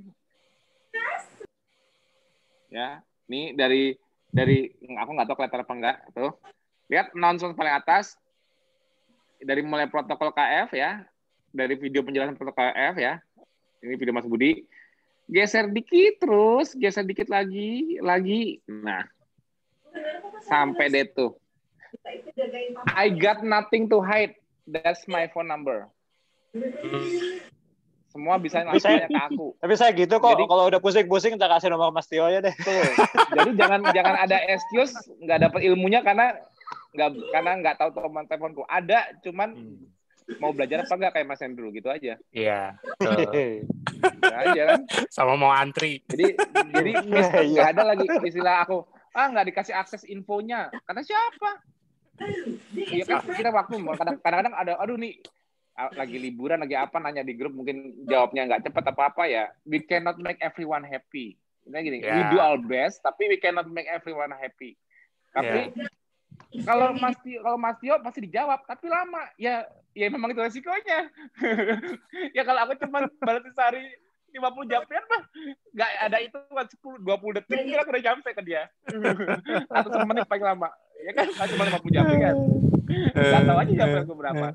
Nah, tapi intinya di KF itu there's nothing to hide. Intinya you just have to search. Makanya ada search engine, ada testimoni, ada kita kan punya database file-file juga Mas. File-file KF ada kan di grup? Ada. Ya itu salah satunya video-video, semua ada di situ. Video rekaman seminarku deh. Video rekaman seminarku dari dulu di mana-mana. Kan dikumpulin juga di grup FB, benar nggak Mas? Kalau seminar yang di darat sih nggak semuanya direkam. Tapi yang seminar ada kayak di BPPT yang penting-penting itu masih Prof Ari, ada. Kan ada yang Prof Ariel sama undangan dari Mas Dr. Eka kan? Iya. Itu ada juga. Ya pokoknya yang benar-benar inspiring yang mulai dari technical berat sampai inspiring semua ada kalau mau dicari. Kalau nggak ketemu ya kenapa nggak nyari gitu loh. Makanya jangan telat jangan sampai saya nggak tahu dulu ilmunya kayak gini. Waduh. Ya nggak bisa. Makanya ilmunya nggak kemana-mana kok. Ilmunya nggak kemana-mana kok. Mas Tio ngulang sampai 1000 kali juga mau. Nah justru aku buat grup metabolic conditioning apa? Supaya pertanyaan yang muncul tuh basic lagi. Iya. Kenapa aku senang ngundang newbie? Kenapa? Kalau aku mungkin kalau yang kita ngundang yang udah tahunan lama malah dia menginspirasi dari jalan ceritanya. Iya. Ya kan? Tapi kan mungkin ada pertanyaan-pertanyaan yang belum terjawab yang mungkin orang aku belum start mulai-mulai kenapa masih ada yang meragukan ini, meragukan itu, meragukan ini. Nah, kita lihat decision making yang dibuat para nakes di TFH. Decision makingnya dia bagaimana? Karena dia decide kenapa ini menurutku merasa cocok. Nah itu nongol tuh. Kan ada cerita kan? Itu nongol tuh istrinya Mas Andrew tuh. Yang racunin. Yang racunin Mas Andrew. Tersesat ke jalan yang benar, insya Allah. Nah itu ya. Halo, apa kabar Mas Tio? Halo Mbak Rina. Halo, apa kabar semua? Tapi yang sering japri Mas Andrew. Halo halo Bobby. Hai. Ya. Seru nih ya, dipertemukanlah teknologi. Kita akan terus menabur ya dari lingkaran kecil. Jangan pernah berhenti menabur. Masalah menuainya biarkan. Nanti indah pada waktunya menuai. Gimana Tuhan, Mas? Iya. Nah, ini aku bilang nanti jadi mumpung belum terlalu masih ada waktu setengah jam ini aku mau menjelaskan biar Mas Andrew dan semuanya ngerti. Jadi kembali lagi dengan basic ilmu kita masing-masing dengan berbagai teknologi informasi yang kita datang sekarang dan kita memang tetap harus belajar terus. Ilmu dari mana-mana semua orang berhak belajar. Kenapa aku bolak-balik mengumpulkan walaupun dengan berbagai keilmuan di grup metabolic conditioning, aku selalu bilang, nothing in biology makes sense except in the light of the evolution. Apapun ilmu kita sekarang, jangan mematahkan rantai evolusi manusia yang sudah terjadi, sudah plek. Jadi justru gini, kalau kita sekarang dengan ilmu ini sehat, bagaimana orang dulu tanpa ilmu? Clue-nya di mana ya? Kontrolnya di tubuh itu di mana yang membuat mereka bisa survive juga, sehingga kita menjadi turunannya saat ini ada sekarang, ya kan? Kita turunan dari nenek moyang kita. Nah, bagaimana mereka bisa survive dengan insting? Kalau orang awam mikirnya insting paling gampang.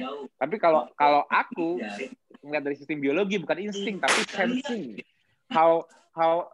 Jadi dari mulai basic cellular sensing terhadap ekstraselularnya sampai suatu sistem biologi sensing terhadap stimuli ekstraselularnya. Nah, itu dia, itu yang membuat kita decision making atau behavioral changing. Nah, jadi yang aku ceritakan di grup metabolic conditioning yang disebut stress system. Jadi manusia kenapa sih Mas kok punya stress system? Karena basicnya semua orang taunya stress itu jelek. Oh salah. Kamu kalau nggak punya stress, kamu nggak punya decision making. Ini sistem ini jauh dari pemahaman banyak orang. Kalau udah ngeliat kayak aku, jauh dari sistem pemahaman banyak orang. Dari banyak orang ilmuwan pun juga mungkin belum tentu bisa ngeliat seperti ini. Sistem stres di tubuh kita itu ialah untuk stimuli decision making. Bahkan juga untuk stimuli antar sel berinteraksi untuk mengkoordinasikan supaya menurunkan stresnya. Tapi pemicu awalnya untuk kita ada respon. Contoh gini, kenapa imun lo bisa merespon? Ya pasti ada stimulinya, ada stresornya. Apa? Patogen. Patogen itu salah satu bentuk stresor. Tapi menimbulkan ekstraselular stimuli dan menimbulkan reaksi dari respon imun. Tujuannya untuk apa? Mengembalikan homeostasisnya. Stresnya itu stresornya, hormesis. Kalau kita menang, akhirnya menemukan kembali homeostasis. Nah, homeostasis yang terjadi setelah suatu stres, biasanya homeostasis yang levelnya lebih tinggi. Contohnya, nggak usah aku jelasin mengenai latihan beban apa udah bosen kali. Wah kalau latihan beban, kalau selama ini para warrior taunya kalau latihan beban kayak Mas Ebi. Sekarang Mas Ebi dulu cuma ngangkat segini udah pegel-pegel. Sekarang ngangkatnya bisa nggak makan 2 hari, ngangkatnya berapa kilo aku lupa kemarin. Aku aja nggak mampu segitu jujur. Makanya aku salut sama Mas Ebi. Kenapa? Karena dia telah menciptakan homeostasis dari stresor yang dia trigger dengan sensing dia sendiri. Gue mampu segini dulu. Tapi nantinya stresor tambahannya bisa membuatku lebih baik. Akhirnya Mas Ebi memiliki capacity untuk ngangkat yang jauh lebih tinggi dari kemampuan dia 1-2 tahun yang lalu. Kan pasti gitu dong. Artinya sebelum dia mencapai level sekarang, dia sudah memberikan stresor duluan. Itu disebut hormesis. Itu aku nggak mau ngomongin. Itu stresor buatan di masa kini. Di masa lalu nggak ada yang nyuruh nge-gym. Ya kan? Bener nggak, Tori? Bener nggak sih? Di hutan ada yang suruh kamu nge-gym nggak? Nggak ada kan? Ya udah. Takutnya malah nggak nyambung dengan apa yang aku ceritakan. Sekarang gini, bagaimana sistem tubuh mengenali stresor dan memberi respon homeostasis dan membuatnya homeostasis jauh lebih baik. Salah satunya paling gampang karena pandemi COVID, infeksi deh. Iya. COVID-19 itu salah satu bentuk stresor baru di muka bumi. Tapi seseorang yang survive dari stresor itu, apa yang didapatkan dia? Homeostasis. Homeostasis yang lebih baik dari sebelum terinfeksi belum? Ya jujur, secara sistem biologi, aku nggak bilang semua orang selalu terpapar ya. Aku cuma mau bilang make sense-nya. Setiap orang yang pernah menghadapi stresor dan dia what doesn't kill you makes you stronger. What doesn't kill you makes you stronger. Ya itulah. Ya emang betul. Stresor. Betul, nggak bohong. Ya itu namanya adaptasi. Lu kok nggak sarapan sekarang kuat? Ya karena nggak sarapan nggak buat lu mati kan? Sekarang lu lebih kuat. Ya pastilah. Sekarang gue udah biasa nggak sarapan. Kalau sarapan terus ya mungkin belum tentu bisa. Jadi gini. Nah, aku nih seiring waktu nih aku berusaha merendahkan cara penyampaianku ke awam supaya konsumsinya bisa. Soalnya kalau aku ngomongnya terlalu teknikal, kayaknya sia-sia deh. Orang-orang cuman EMC kuadrat. Makanya aku lagi berusaha mikir cara menemukan bahasa yang mudah diterima. Lagi berusaha adapted dengan audiens. Makanya aku sama Mas Budi sering ngadain kayak gini apa? Sebetulnya itu untuk keperluan aku sendiri. Kenapa aku sering ada TV itu bukan selain untuk keperluan banyak orang juga keperluanku belajar menjelaskan itu sebetulnya itu. Iya betul. Kalau dalam bentuk tulisan selama ini aku bikin stres, coba deh kalau lihat muka aku, mimik aku, mungkin lebih kalau ngerti Mas Tio lebih ngerti sih karena ada audio dan visualnya tapi ada orang yang senangnya juga gue nggak suka ikut TEFA, kenapa gue senangnya baca, senangnya belajar ya. We cannot make everyone happy kan? Ya udahlah, terserah deh. Tapi intinya I'll do my best. Kenapa? Kalau aku merasa dengan interaksi audio visual kayak gini, ini melatihku harus cara nggak boleh ada persiapan, aku harus keluar dari kepalaku, gitu loh. Aku kan senangnya gitu.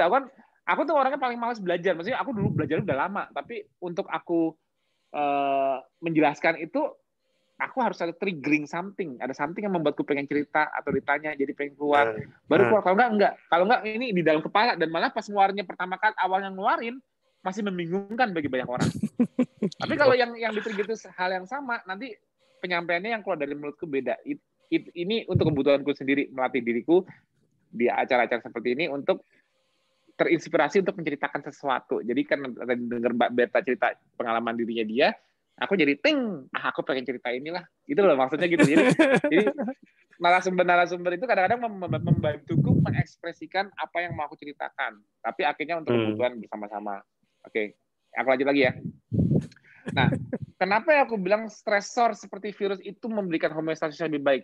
Pertanyaan basic yang semua nakes bisa jawab. Hasil dari infeksi virus cuma 2.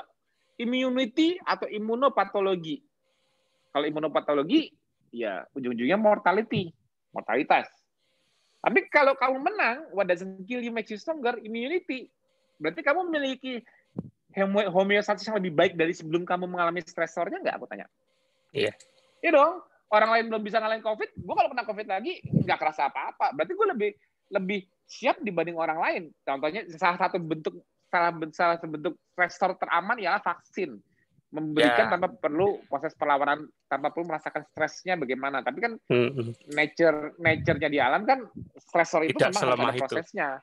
Ada inflammatory respon terhadap stresornya, benar nggak? Walaupun akhirnya adaptive respon yang calming down, inflammatory respon yang dibutuhkan di awal untuk fight-nya. Tapi outputnya adaptive respon ini menghasilkan memori sel dari hasil dia menghadapi sebuah stresor. Artinya apa? Dia membentuk suatu homeostasis yang lebih jauh, lebih tinggi dibanding homeostasis dia sebelumnya, nggak, aku tanya. Betul nggak? Iya. Itu baru sistem imun.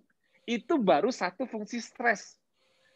Jadi fungsi stres sistem base itu kan kita, aku dari imunologi ngertinya gini. Endokrinologi nanti lain lagi, neurologi lain lagi. Fungsi stres apa? Itulah makanya yang komprehensif dari stres yang orang banyak nggak ngerti, aku bikin ngerti karena aku ngeliatnya as a whole, nggak per itu. Karena ini suatu is a system. Tanpa stres, tanpa stimuli, kamu nggak bakal bereaksi. Kamu nggak bakal melakukan behavior change. Kamu nggak bakal adapt. Then you're not a human or a living being. Ngerti nggak maksudku? Udah mulai paham nggak basic-basicnya? Aku bilang gini, stresor itu puasa itu stres, Mas. Nah, iya, yang bilang bukan saya siapa? Nah, kenapa kok mau aja disuruh Mas Tio puasa? Ayo, aku tanya sekarang. Kok mau? Setelah 3 bulan KF, 6 bulan, akhirnya Mas, saya merasa sehat. Kenapa? Nah, padahal yang aku kasih kamu di awal, itu apa? Aku kasih stres. Mau aja disuruh stres sama Mas Tio. Justru malah aku buat stres. Wong enakan sarapan, kok malah nggak sarapan? Iya, jujur. Mas Tio itu menciptakan stresor ke badan. Tapi tujuannya apa? Untuk kamu mendapatkan homeostasis yang levelnya lebih tinggi dibanding orang yang masih belum bisa ninggalin sarapan. Itu satu. Menciptakan stresor. Yang kedua, sama. Nggak makan karbo, Mas. Kenapa nggak makan karbo? Nasi enak kok. Jujur. Ayo, jujur. Apa penekan stres paling kuat di muka bumi dari makronutrisi? 1, gula. Lah, selesai. Stres, makan. Nah, sebenarnya tuh ada tetangga kita ada penggemar ciki tuh. Kenapa makan ciki? Enak, Mas. Ciki kan anti stres, betul nggak, Berta? Sorry, dikit.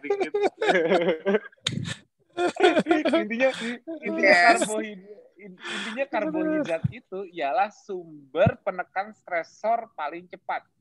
Setuju nggak semuanya? Ya dulu kalau kamu stres itu kamu makan apa? Makan daging. Wah, aku stres nih, pengen eating. Makan rendang yang banyak, bohong. Es krim. Makan mie ayam, es krim. Makan nasi goreng kali, es krim, coklat. Coba, kamu craving apa sih? Sensing kamu nyari apa sih? Coba pada saat stres, aku tanya. Coklat. Ya kan?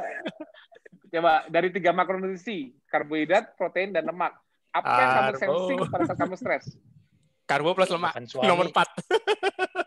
Ya, itu kan cuma membuat mengescalate efeknya, tapi basicnya. Iya, basicnya stres apa? Karbo ya. Oke, nah ini dia nih. For sweet itu sebetulnya gini, sweet itu kan di pikiran kita, tapi substratnya yang dicari, substratnya yang dicari di darahnya apa? Karbo. Untuk glukosa. Untuk down regulate, untuk negatif feedback ke stress system apa? Glukosa. Glukos itu loh. Ayo pelan-pelan nih. Nanti orang neurologi mulai. Nanti orang biomolekuler langsung. Oh iya. Ini makanya aku mau coba ngasih the big picture of biological system. Jadi kita understanding semua apa fungsi stress system, apa yang terjadi di badan kita. Tapi kita melihatnya bukan dari faktor eksternal dulu. Belajar endosentriknya. Belajar kenapa tubuh kita menyiapkan sistem seperti itu. Karena ternyata stress system digunakan untuk behavioral change. Wah, aku merubah behavior. Jadi craving sugar. Tapi masalahnya kalau kamu di hutan, kamu bisa nggak nyari coklat, nyari gula, gitu, bisa nggak? Aku tanya sekarang. Kalau kamu stres di hutan, kamu nyari apa? Monggo. Yang lari. Kalau di kota mah aku nggak usah nanya. Kamu bisa milih. Kalau lagi craving, lagi stres di kota mah nggak perlu tanya. Kamu di hutan kamu mau nyari apa? Mau gigitin kayu? Benar, yakin. Cari nasi merah, Mas. Nunggu panen.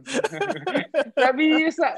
Nah, jadi makanya jangan kita terlalu merasa ilmu kita tinggi kalau kita mematahkan hipotesa yang udah ada. Harus berusaha look back. Jadi sehebat apapun akhirnya ilmu kita, kalau kita akhirnya malah ilmu yang kita bilang itu mematahkan teori yang sudah terlanjur dari sistem basicnya, ya gimana dong? Gimana kita mempertahankan apa perkataan kita? Nggak bisa dong, kan? Bener nggak? Nggak bisa. Wah, nggak bisa. Sarapan penting. Nah, lu. Gimana nasib orang? Berarti kulkas juga penting. Harus ada dari dulu. Bener nggak? Nggak perlu punya body fat. Pagi-pagi ngapain pakai body fat kita? Langsung aja ambil dari piring kita. Selesai kan? Makanya menjelaskan exocentric. Kalau aku nggak mau banyak berdebat makanan, kenapa? Karena debat makanan itu debat kusir, nggak ada habisnya. Debat fisiologi, aku challenge. karena matematikanya jelas di fisiologi. Aku agak pusing kalau malah aku yakin warriorku jauh lebih pintar milih makanan, bahkan bisa berkreasi lebih pintar makanan daripada aku. Makanya aku jarang kalau disuruh ngomong makanan. Wah, ini kalau aku suruh ngasih tahu makanan apa yang terbaik-baik, wah, susah. Aku aja malah seneng kalau dikirimin para warrior, jadi variasiku jadi banyak. Pangkal asam jangan lupa. Ya. Waduh. Oke, tapi intinya gini, aku kalau orang ngasih ngikutin aku terus ialah orang yang akhirnya tahu kalau aku itu berusaha membuat seseorang pintar membuat decision buat dirinya dia sendiri. Itu intinya dari semua ilmu yang sering aku ajarkan. Membuat seseorang bisa decide what to do. Akhirnya apa? Selamanya dia nggak bakal selalu ngandelin aku. Aku nggak bakal selalu ada untuk bimbing semua orang. Akhirnya semua orang harus mandiri dengan gaya hidup mereka sendiri. Tapi mereka dibekali apa? Ilmu. Untuk decision making mereka dibekali ilmu, benar nggak? Itu rahasianya. Jadi stress system cerminannya tadi apa? Contohnya yang perlu mengalir di darah apa? Glucose. Nah, that's the basic substrate. Oke. Kita tes kebenaran hipotesanya. Bagaimana seseorang kalau kita beri stres? Contoh, mau dikasih stres apa? Contoh stresornya satu ialah infeksi. Seseorang yang terinfeksi, gula darahnya naik apa enggak? Naik. Selesai. Nah, salah satu jenis stresor. Dah, berhenti dulu situ. Kita kasih stresor di fisik, skeletal muscle. Mas Ebi, mau gula darahnya cuma 60 ke 50, suruh dia angkat beban 10 kali. Angkat repetisi berat. Terus suruh ngecek darah, gula darahnya. Naik apa enggak? Naik. Selesai kan?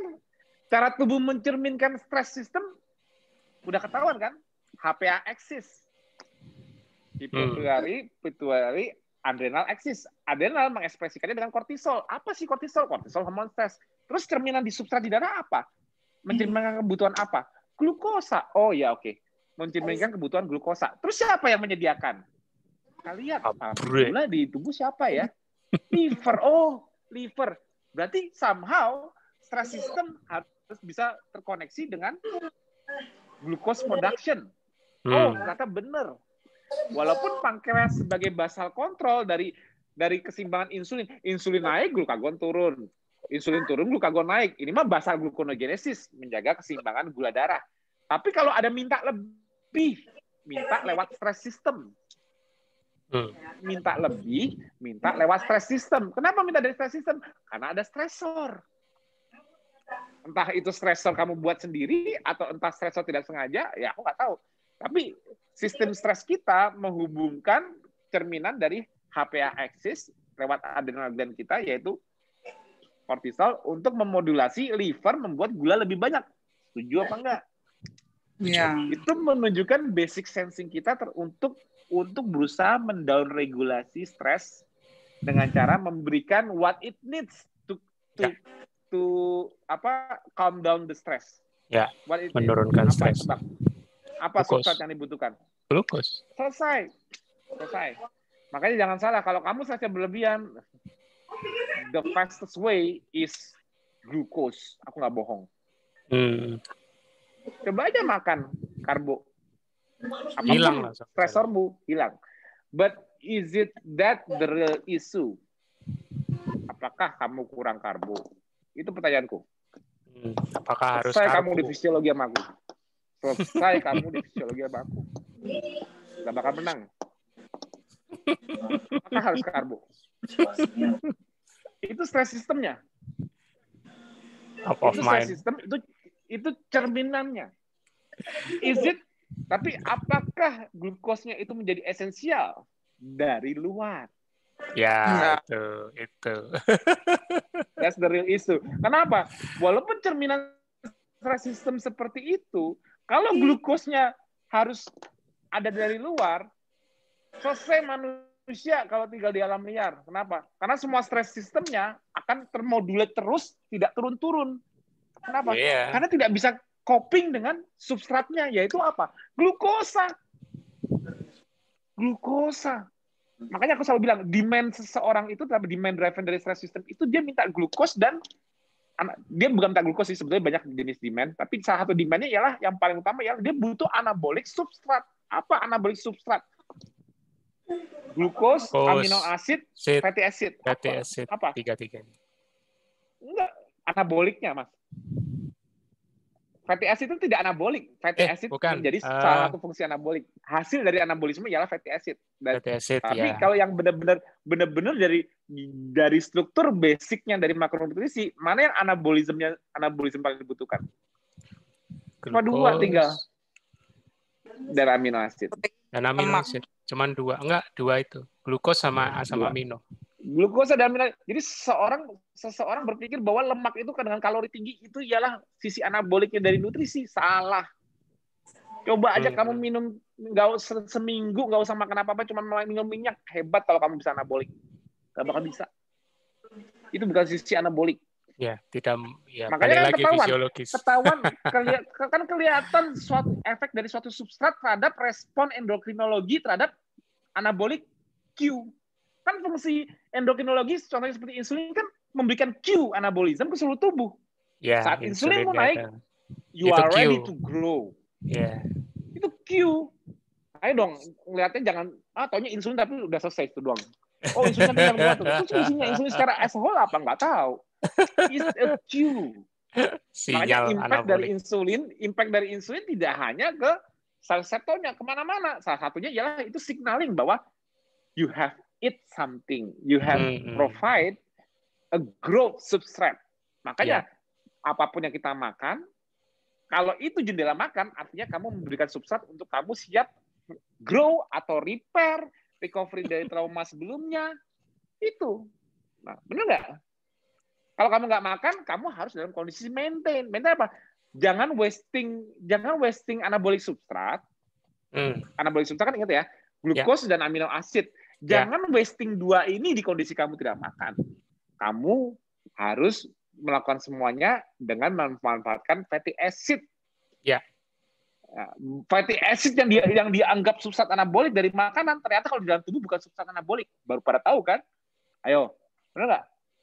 Selama ini banyak ilmuwan berpikir bahwa fatty acid itu anabolik kalau dilihat dari sisi makanan, karena begitu fatty acidnya meningkat, tapi jangan lupa, selalu ada kontrol anaboliknya, glukos maupun protein. Fatty acid ditingkatkan, pada saat dimakan sifat anabolik seseorang lebih meningkat saat fatty acid ditingkatkan. Betul nggak? Makanya ada namanya high fat diet. Iya, padahal sistem tubuh manusia menyimpan lemak, sensingnya bukan untuk anabolic use. Nah, lo bingung deh lo. Ayo, dia. Dalamin lagi ilmunya, cari benang merahnya. Kenapa bisa seperti itu? Kenapa konsep sekarang bisa diobrak-abrik? Ayo, biologi molekuler loh. Makanya ini pengetahuannya harus semuanya nyatu semua, baru bisa ngeliat ini semua. Lihat. Kenapa tubuh mau menyimpan fatty acid? Mas Budi tadi nge-share video mengenai rantai fatty acid yang palmitat C16. Yang di grup metabolic conditioning.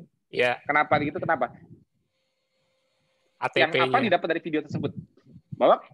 Bahwa kemampuan untuk menyimpan potensial energi besar nggak? Besar banget. Ya, walaupun fatty acid ada fungsi struktural, tapi kunci utama manusia menyimpan dalam bentuk fatty acid apa? Karena kemampuan menyimpan sumber energi untuk dipakai yang bersifat tidak boros tempat, tidak bersifat hidrofobik, artinya tidak ikut mengikat air bersamanya, membuat efisiensi tempat untuk menyimpan energi bermolekul energi. Makanya kan Mas Budi kan nunjukin video perbandingannya dengan glukos. Kalau glukos kan makan tempat, ya kan? Iya. Betul. Jadi sifat fatty acid itu tanpa substrat anabolik lain, sifat fatty acid itu cuma apa? Sifat fatty acid itu cuma untuk maintenance, energy maintenance, untuk survival. Jadi saat seseorang bakar lemak, dia berusaha survive. Iya. Catat ya. Saat seseorang bakar fatty acid, dia berusaha survive. Saat seseorang menerima substrat anabolik, entah itu glukos maupun amino acid, disitulah dia siap grow, repair, dan sebagainya. Healing, recovery dari something, baru itu sebagainya. Ya. Nah, itu jadi kita ngomongnya jauh dari nama makanan, ngomongnya jauh dari kalori in, kalori out, tubuh sensing substrat untuk kebutuhan berbagai reaksi kimia.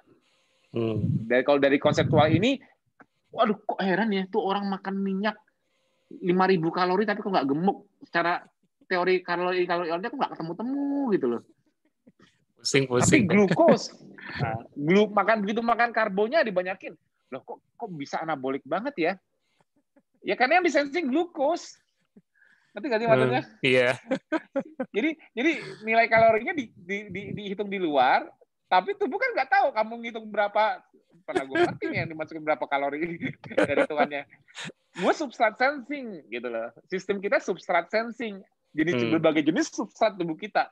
Mau dari makro dan mikronutrisi itu substrat. Jadi dia mensensing semua itu. Apa kebutuhan dia di mana, gitu loh. Jadi fondasi dasarnya itu kenapa aku bilang harus kuat dulu di KF, kenapa pelan-pelan nanti fisiologi lama-lama bisa didapatkan ke awal semua. Karena apa?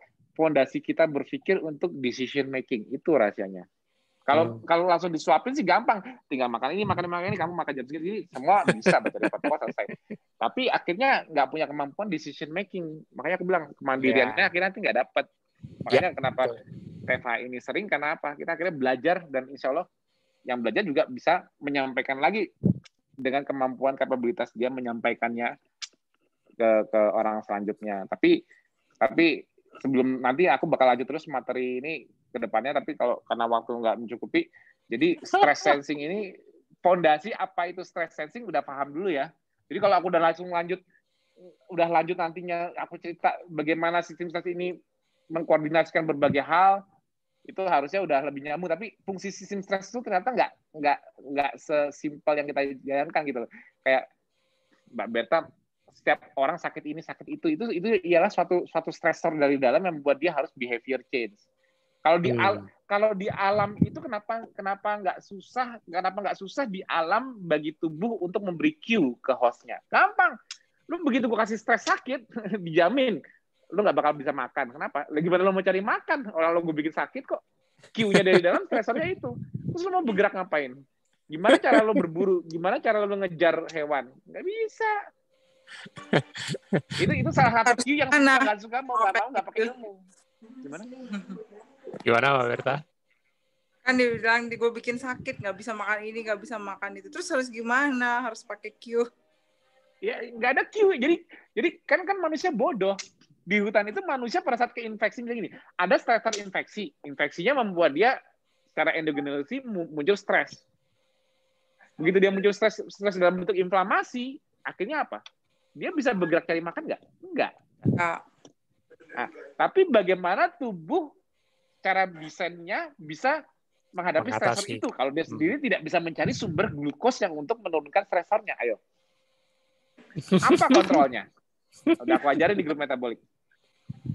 Ternyata kita punya pabrik gula. Kenapa? Kok cuma ngandelin pabrik gula saat ada infeksi? Kenapa, Mas? Bukannya kalau gula makin banyak, kita makin cepat ngalahinnya? Monggo kalau mau dicoba. Nah, justru tubuh itu sudah ngerti bahwa saat ada infeksi masuk, contohnya seperti virus yang bukan living being, kalau seseorang mati karena virus, itu mati bukan karena virusnya, tapi karena respon imunnya sendiri yang berlebihan. Ngerti nggak maksudnya? Kalau seseorang kena virus dan dia meningkat mortality-nya, dia mati bunuh diri. Apa? Akibat respon imunnya yang berlebihan, akhirnya cascade kemana-mana dengan patofisiologinya. Entah itu trombosis, entah itu macam-macam. Itu cuma output dari systemic inflammation yang nggak terkontrol. Artinya apa? Mati karena respon imunnya sendiri. Terus bagaimana cara menurunkan respon imun yang berlebihan itu, Mas? Itu dia rahasianya. Kenapa dengan kebodohan manusia dibikin survive dengan cara kayak gitu. Ternyata kalau sudah jelas yang membunuh ialah dirimu sendiri dari suatu infeksi, berarti kamu harus menciptakan suatu kondisi, situasi yang membuat kamu lebih mudah mengontrol diri agar tidak membunuh dirimu. Ngerti nggak?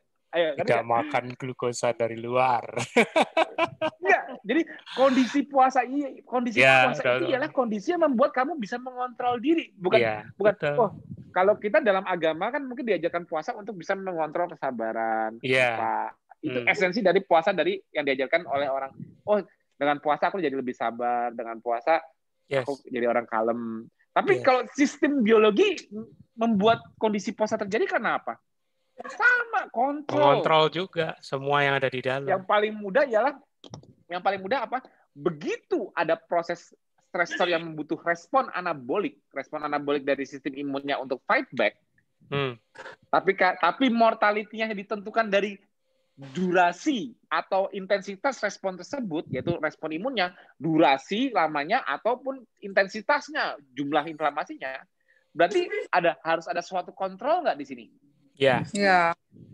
Karena kan yang membunuh kan overnya, benar nggak sih? Yes. Nah, supaya nggak over ini, tubuh sudah men-setting supaya terjadi suatu kontrol. Hostnya dibikin nggak bisa ngapa-ngapain. Dibikin sickness anoreksia. Malah begitu sitokinnya nyampe ke hipotalamus, stres sistem meningkat. Tahu nggak efek dari, udah belajar belum efek dari stres sistem, dari hipotalamus, dari autonomous nervous system, larinya kemana paling utama? Stres paling utama, tahu nggak sih efek stres paling utama itu inhibit apa? Satu hal, paling cepat ialah menginhibit semua proses di digestion. Kamu nggak nafsu makan. Coba aja kamu makan lagi stres. Wow. Enak. Kita fokus cari kopi sambil. Enzim-enzim yang dibutuhkan untuk digestion juga nggak sempurna. Kenapa? Karena sistem digestion kita didukung oleh parasimpatetik, sistem relax. Kalau kamu relax, santai, nggak ada pikiran, kamu makan nikmat. Mau makan? Deg-deg-deg. Bu, bayar utang, Bu. Bu, tagihan, Bu. Ada kabar buruk misalnya. Gimana kamu bisa makan enak? Bisa nggak makan enak kalau lagi stres? Coba tanya. Nggak bisa ya. Kita sih nggak enak makan. Gue jadi nggak nafsu makan. Kenapa? Karena lagi stres. Fisiologinya gimana? Fisiologinya stres sistem langsung menurunkan shutdown parasimpatetik sistemnya. Selesai. Jadi kontrol dari rest and digest itu parasimpatetik, kontrol dari stress system simpatetik itu ialah untuk survival, fight or flight. Jadi di kondisi orang terinfeksi virus, merupakan stresor yang dia harus alleviate, maksudnya harus turunkan responnya, dia harus membuat suatu bentuk kontrol. Kontrolnya itu di mana? Puasa unconsciously. Kalau sekarang mungkin puasanya sulit karena cara unconscious kita nggak lapar, tapi selalu ada yang membuat kita pengen makan. Karena ditawarin itu misalnya ada kesadaran entah itu dari respon pihak lainnya atau dia sendiri ada awareness untuk berusaha mempertahankan dia secara by insting udah nggak ada something, ada fear something. Tapi kalau di alam liar Mau ngapain? Nggak ada ilmu. Nggak ada ilmu. Sistem biologi kamu kelihatan sistem mekanismenya nanti gimana survivalnya. Makanya aku mau jelasin.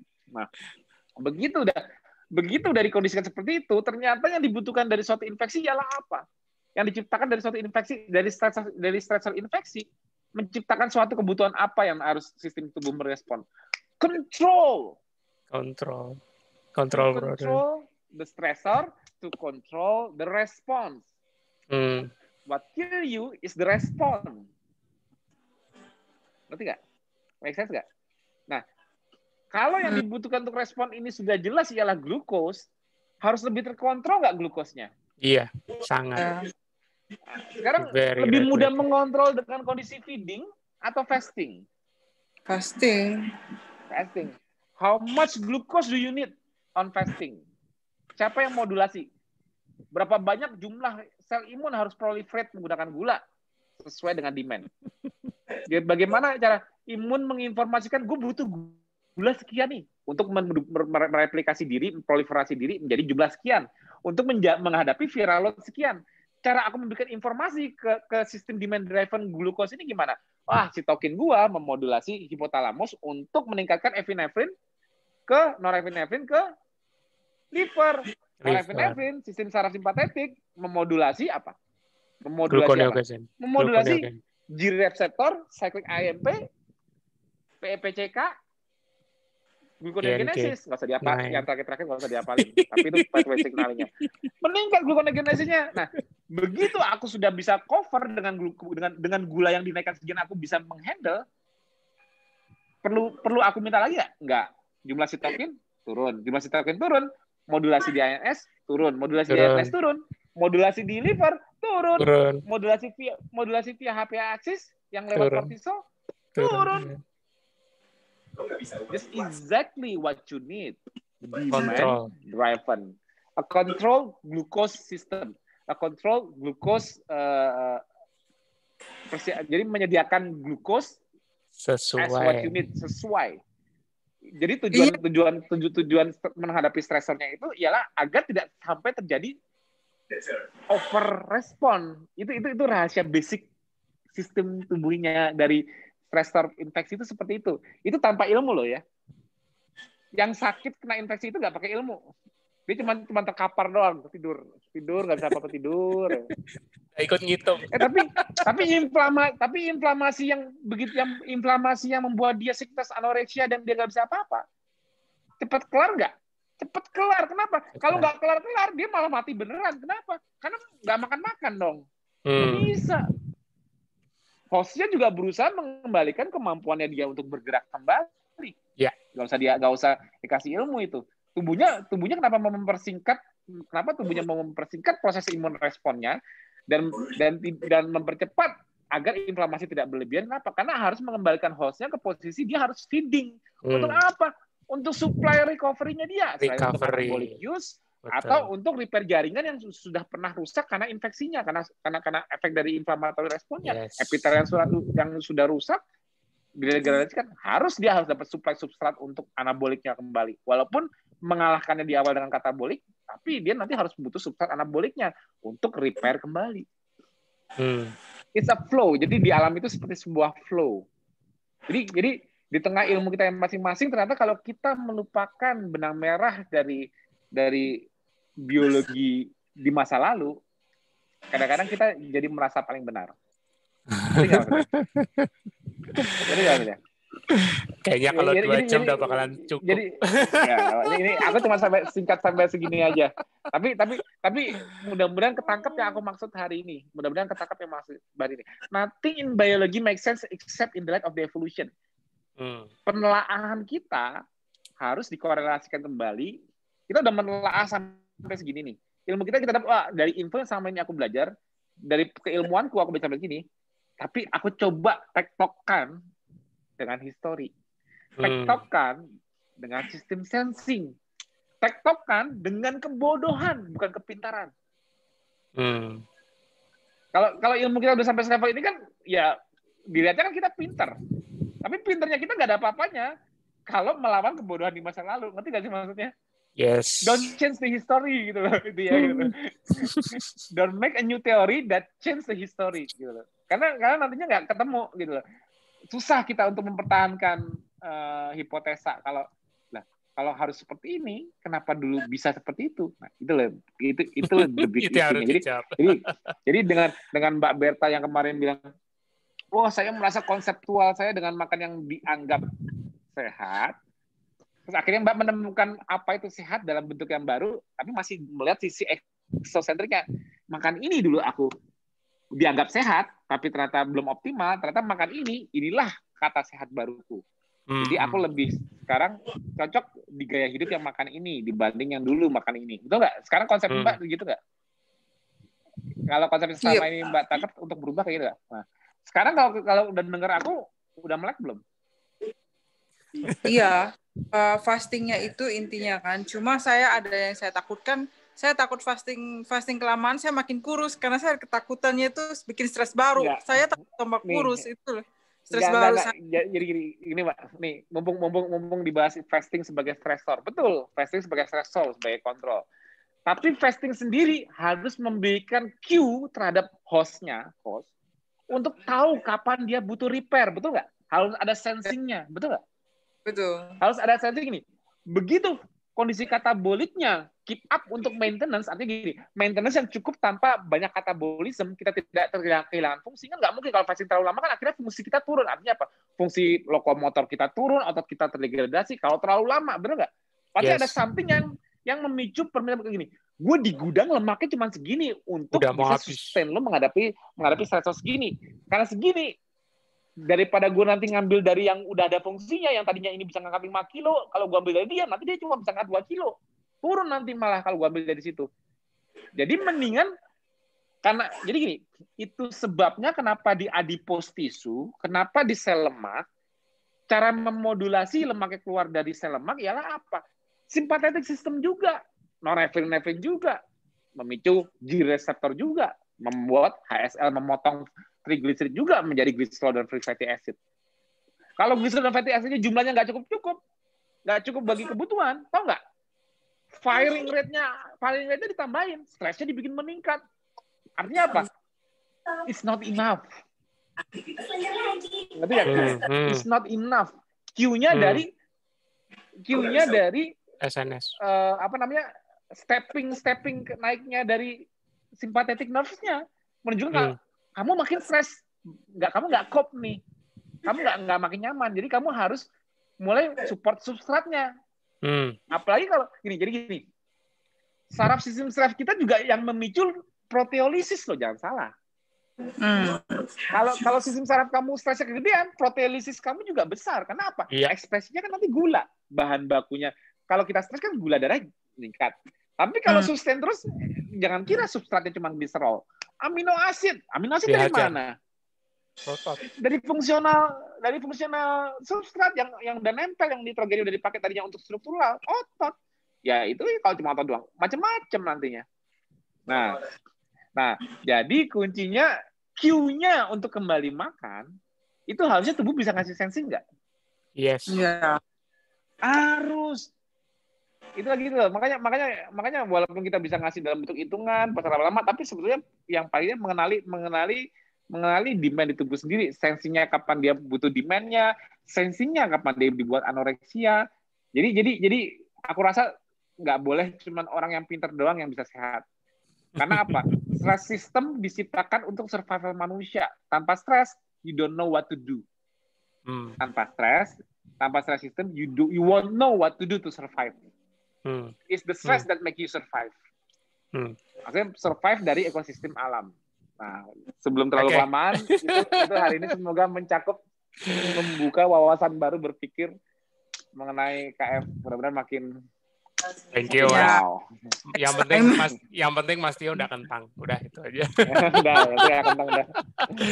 Diskusi selanjutnya sih pasti akan lebih seru di metabolic conditioning, tapi pada intinya yang aku tangkap adalah pasti ada kalau aku bilang istilahnya reliever ya, dari stres yang makin meningkat, harusnya ada reliever juga yang akan ditimbulkan saat tubuh mensensing ke defisit yang terlalu besar. Nah, tugas kita ini sebagai pemilik pemilik tubuh ini yang harus peka juga sama sinyal itu yang diberikan. Jangan sampai karena ilmu terus mengejar sisi fasting ini kan healernya, aku mau healing dulu, baru nanti recovery-nya kapan-kapan. Nah itu nggak boleh. Itu yang nggak boleh. Namanya gini, kalau bilang fasting gini, emang olahraga nggak bikin sehat? Terus lu mau olahraga seharian nggak berhenti gitu? Itu dia. Mau di gym nggak pulang-pulang gitu, biar sehat, lebih sehat dong kan? Nggak juga kan? Halo, dimulai gitu. Mikir. Oke, tapi ini luar biasa ya. Aku yakin Mbak Berta juga semakin haus untuk menggali lagi. Nggak apa-apa Mbak, itu normal. Dokter itu semua banyak yang begini, termasuk Mas Andrew juga sama ya. Thank you Mas Andrew juga sudah ikut bisa diskusi rame-rame dari Melbourne walaupun sudah subuh ini. Jam 2. Thank you. Oke, Mbak Berta ada sedikit pesan untuk teman-teman peserta mungkin, mumpung ini juga lagi direkam. Silakan Mbak Berta. Makasih banget udah join dan mohon bimbingannya. Kita keep supporting each other, terus kita keep learning, and in the future we can sharing. Oke, thank you. And we make bigger circle than us gitu dong. Bigger circle. Harus membuat circle lebih besar than us gitu loh. Make a snowball effect ya. Oke. Have others to help yourself. Pak Bobby. Ya, sama-sama. Ya, Mas Andrew, thank you. Thank you Mas Tio, Mas Bobby. Nanti siap-siap akan di ini ya, siap-siap akan di WA sama Mas Tio kayaknya. Mas Tio udah nge-tag ya. Aku bingung kalau Mas Andrew nanti menang kaos SMA gimana gitu ya. Kayak malah ongkirnya di balik kaosnya. Oke, thank you teman-teman semua. Aku yakin tadi Mas Tio juga udah closing statement, jadi tidak perlu closing statement lagi. Jadi thank you semua. Kita jumpa lagi teman-teman di SFH. Jangan lupa nanti pada saat hari Minggu ya Mas ya, tanggal 8. Hari Minggu ini registrasi masih dibuka, jadi masih cukup banyak ruang ya. Manfaatkan karena gratis 100%, tidak ada biaya yang diambil ya, sama sekali. Belajar ilmu tanpa pernah kenal lelah. Terima kasih. Selamat malam. Selamat malam Mas Bobby. Bye-bye.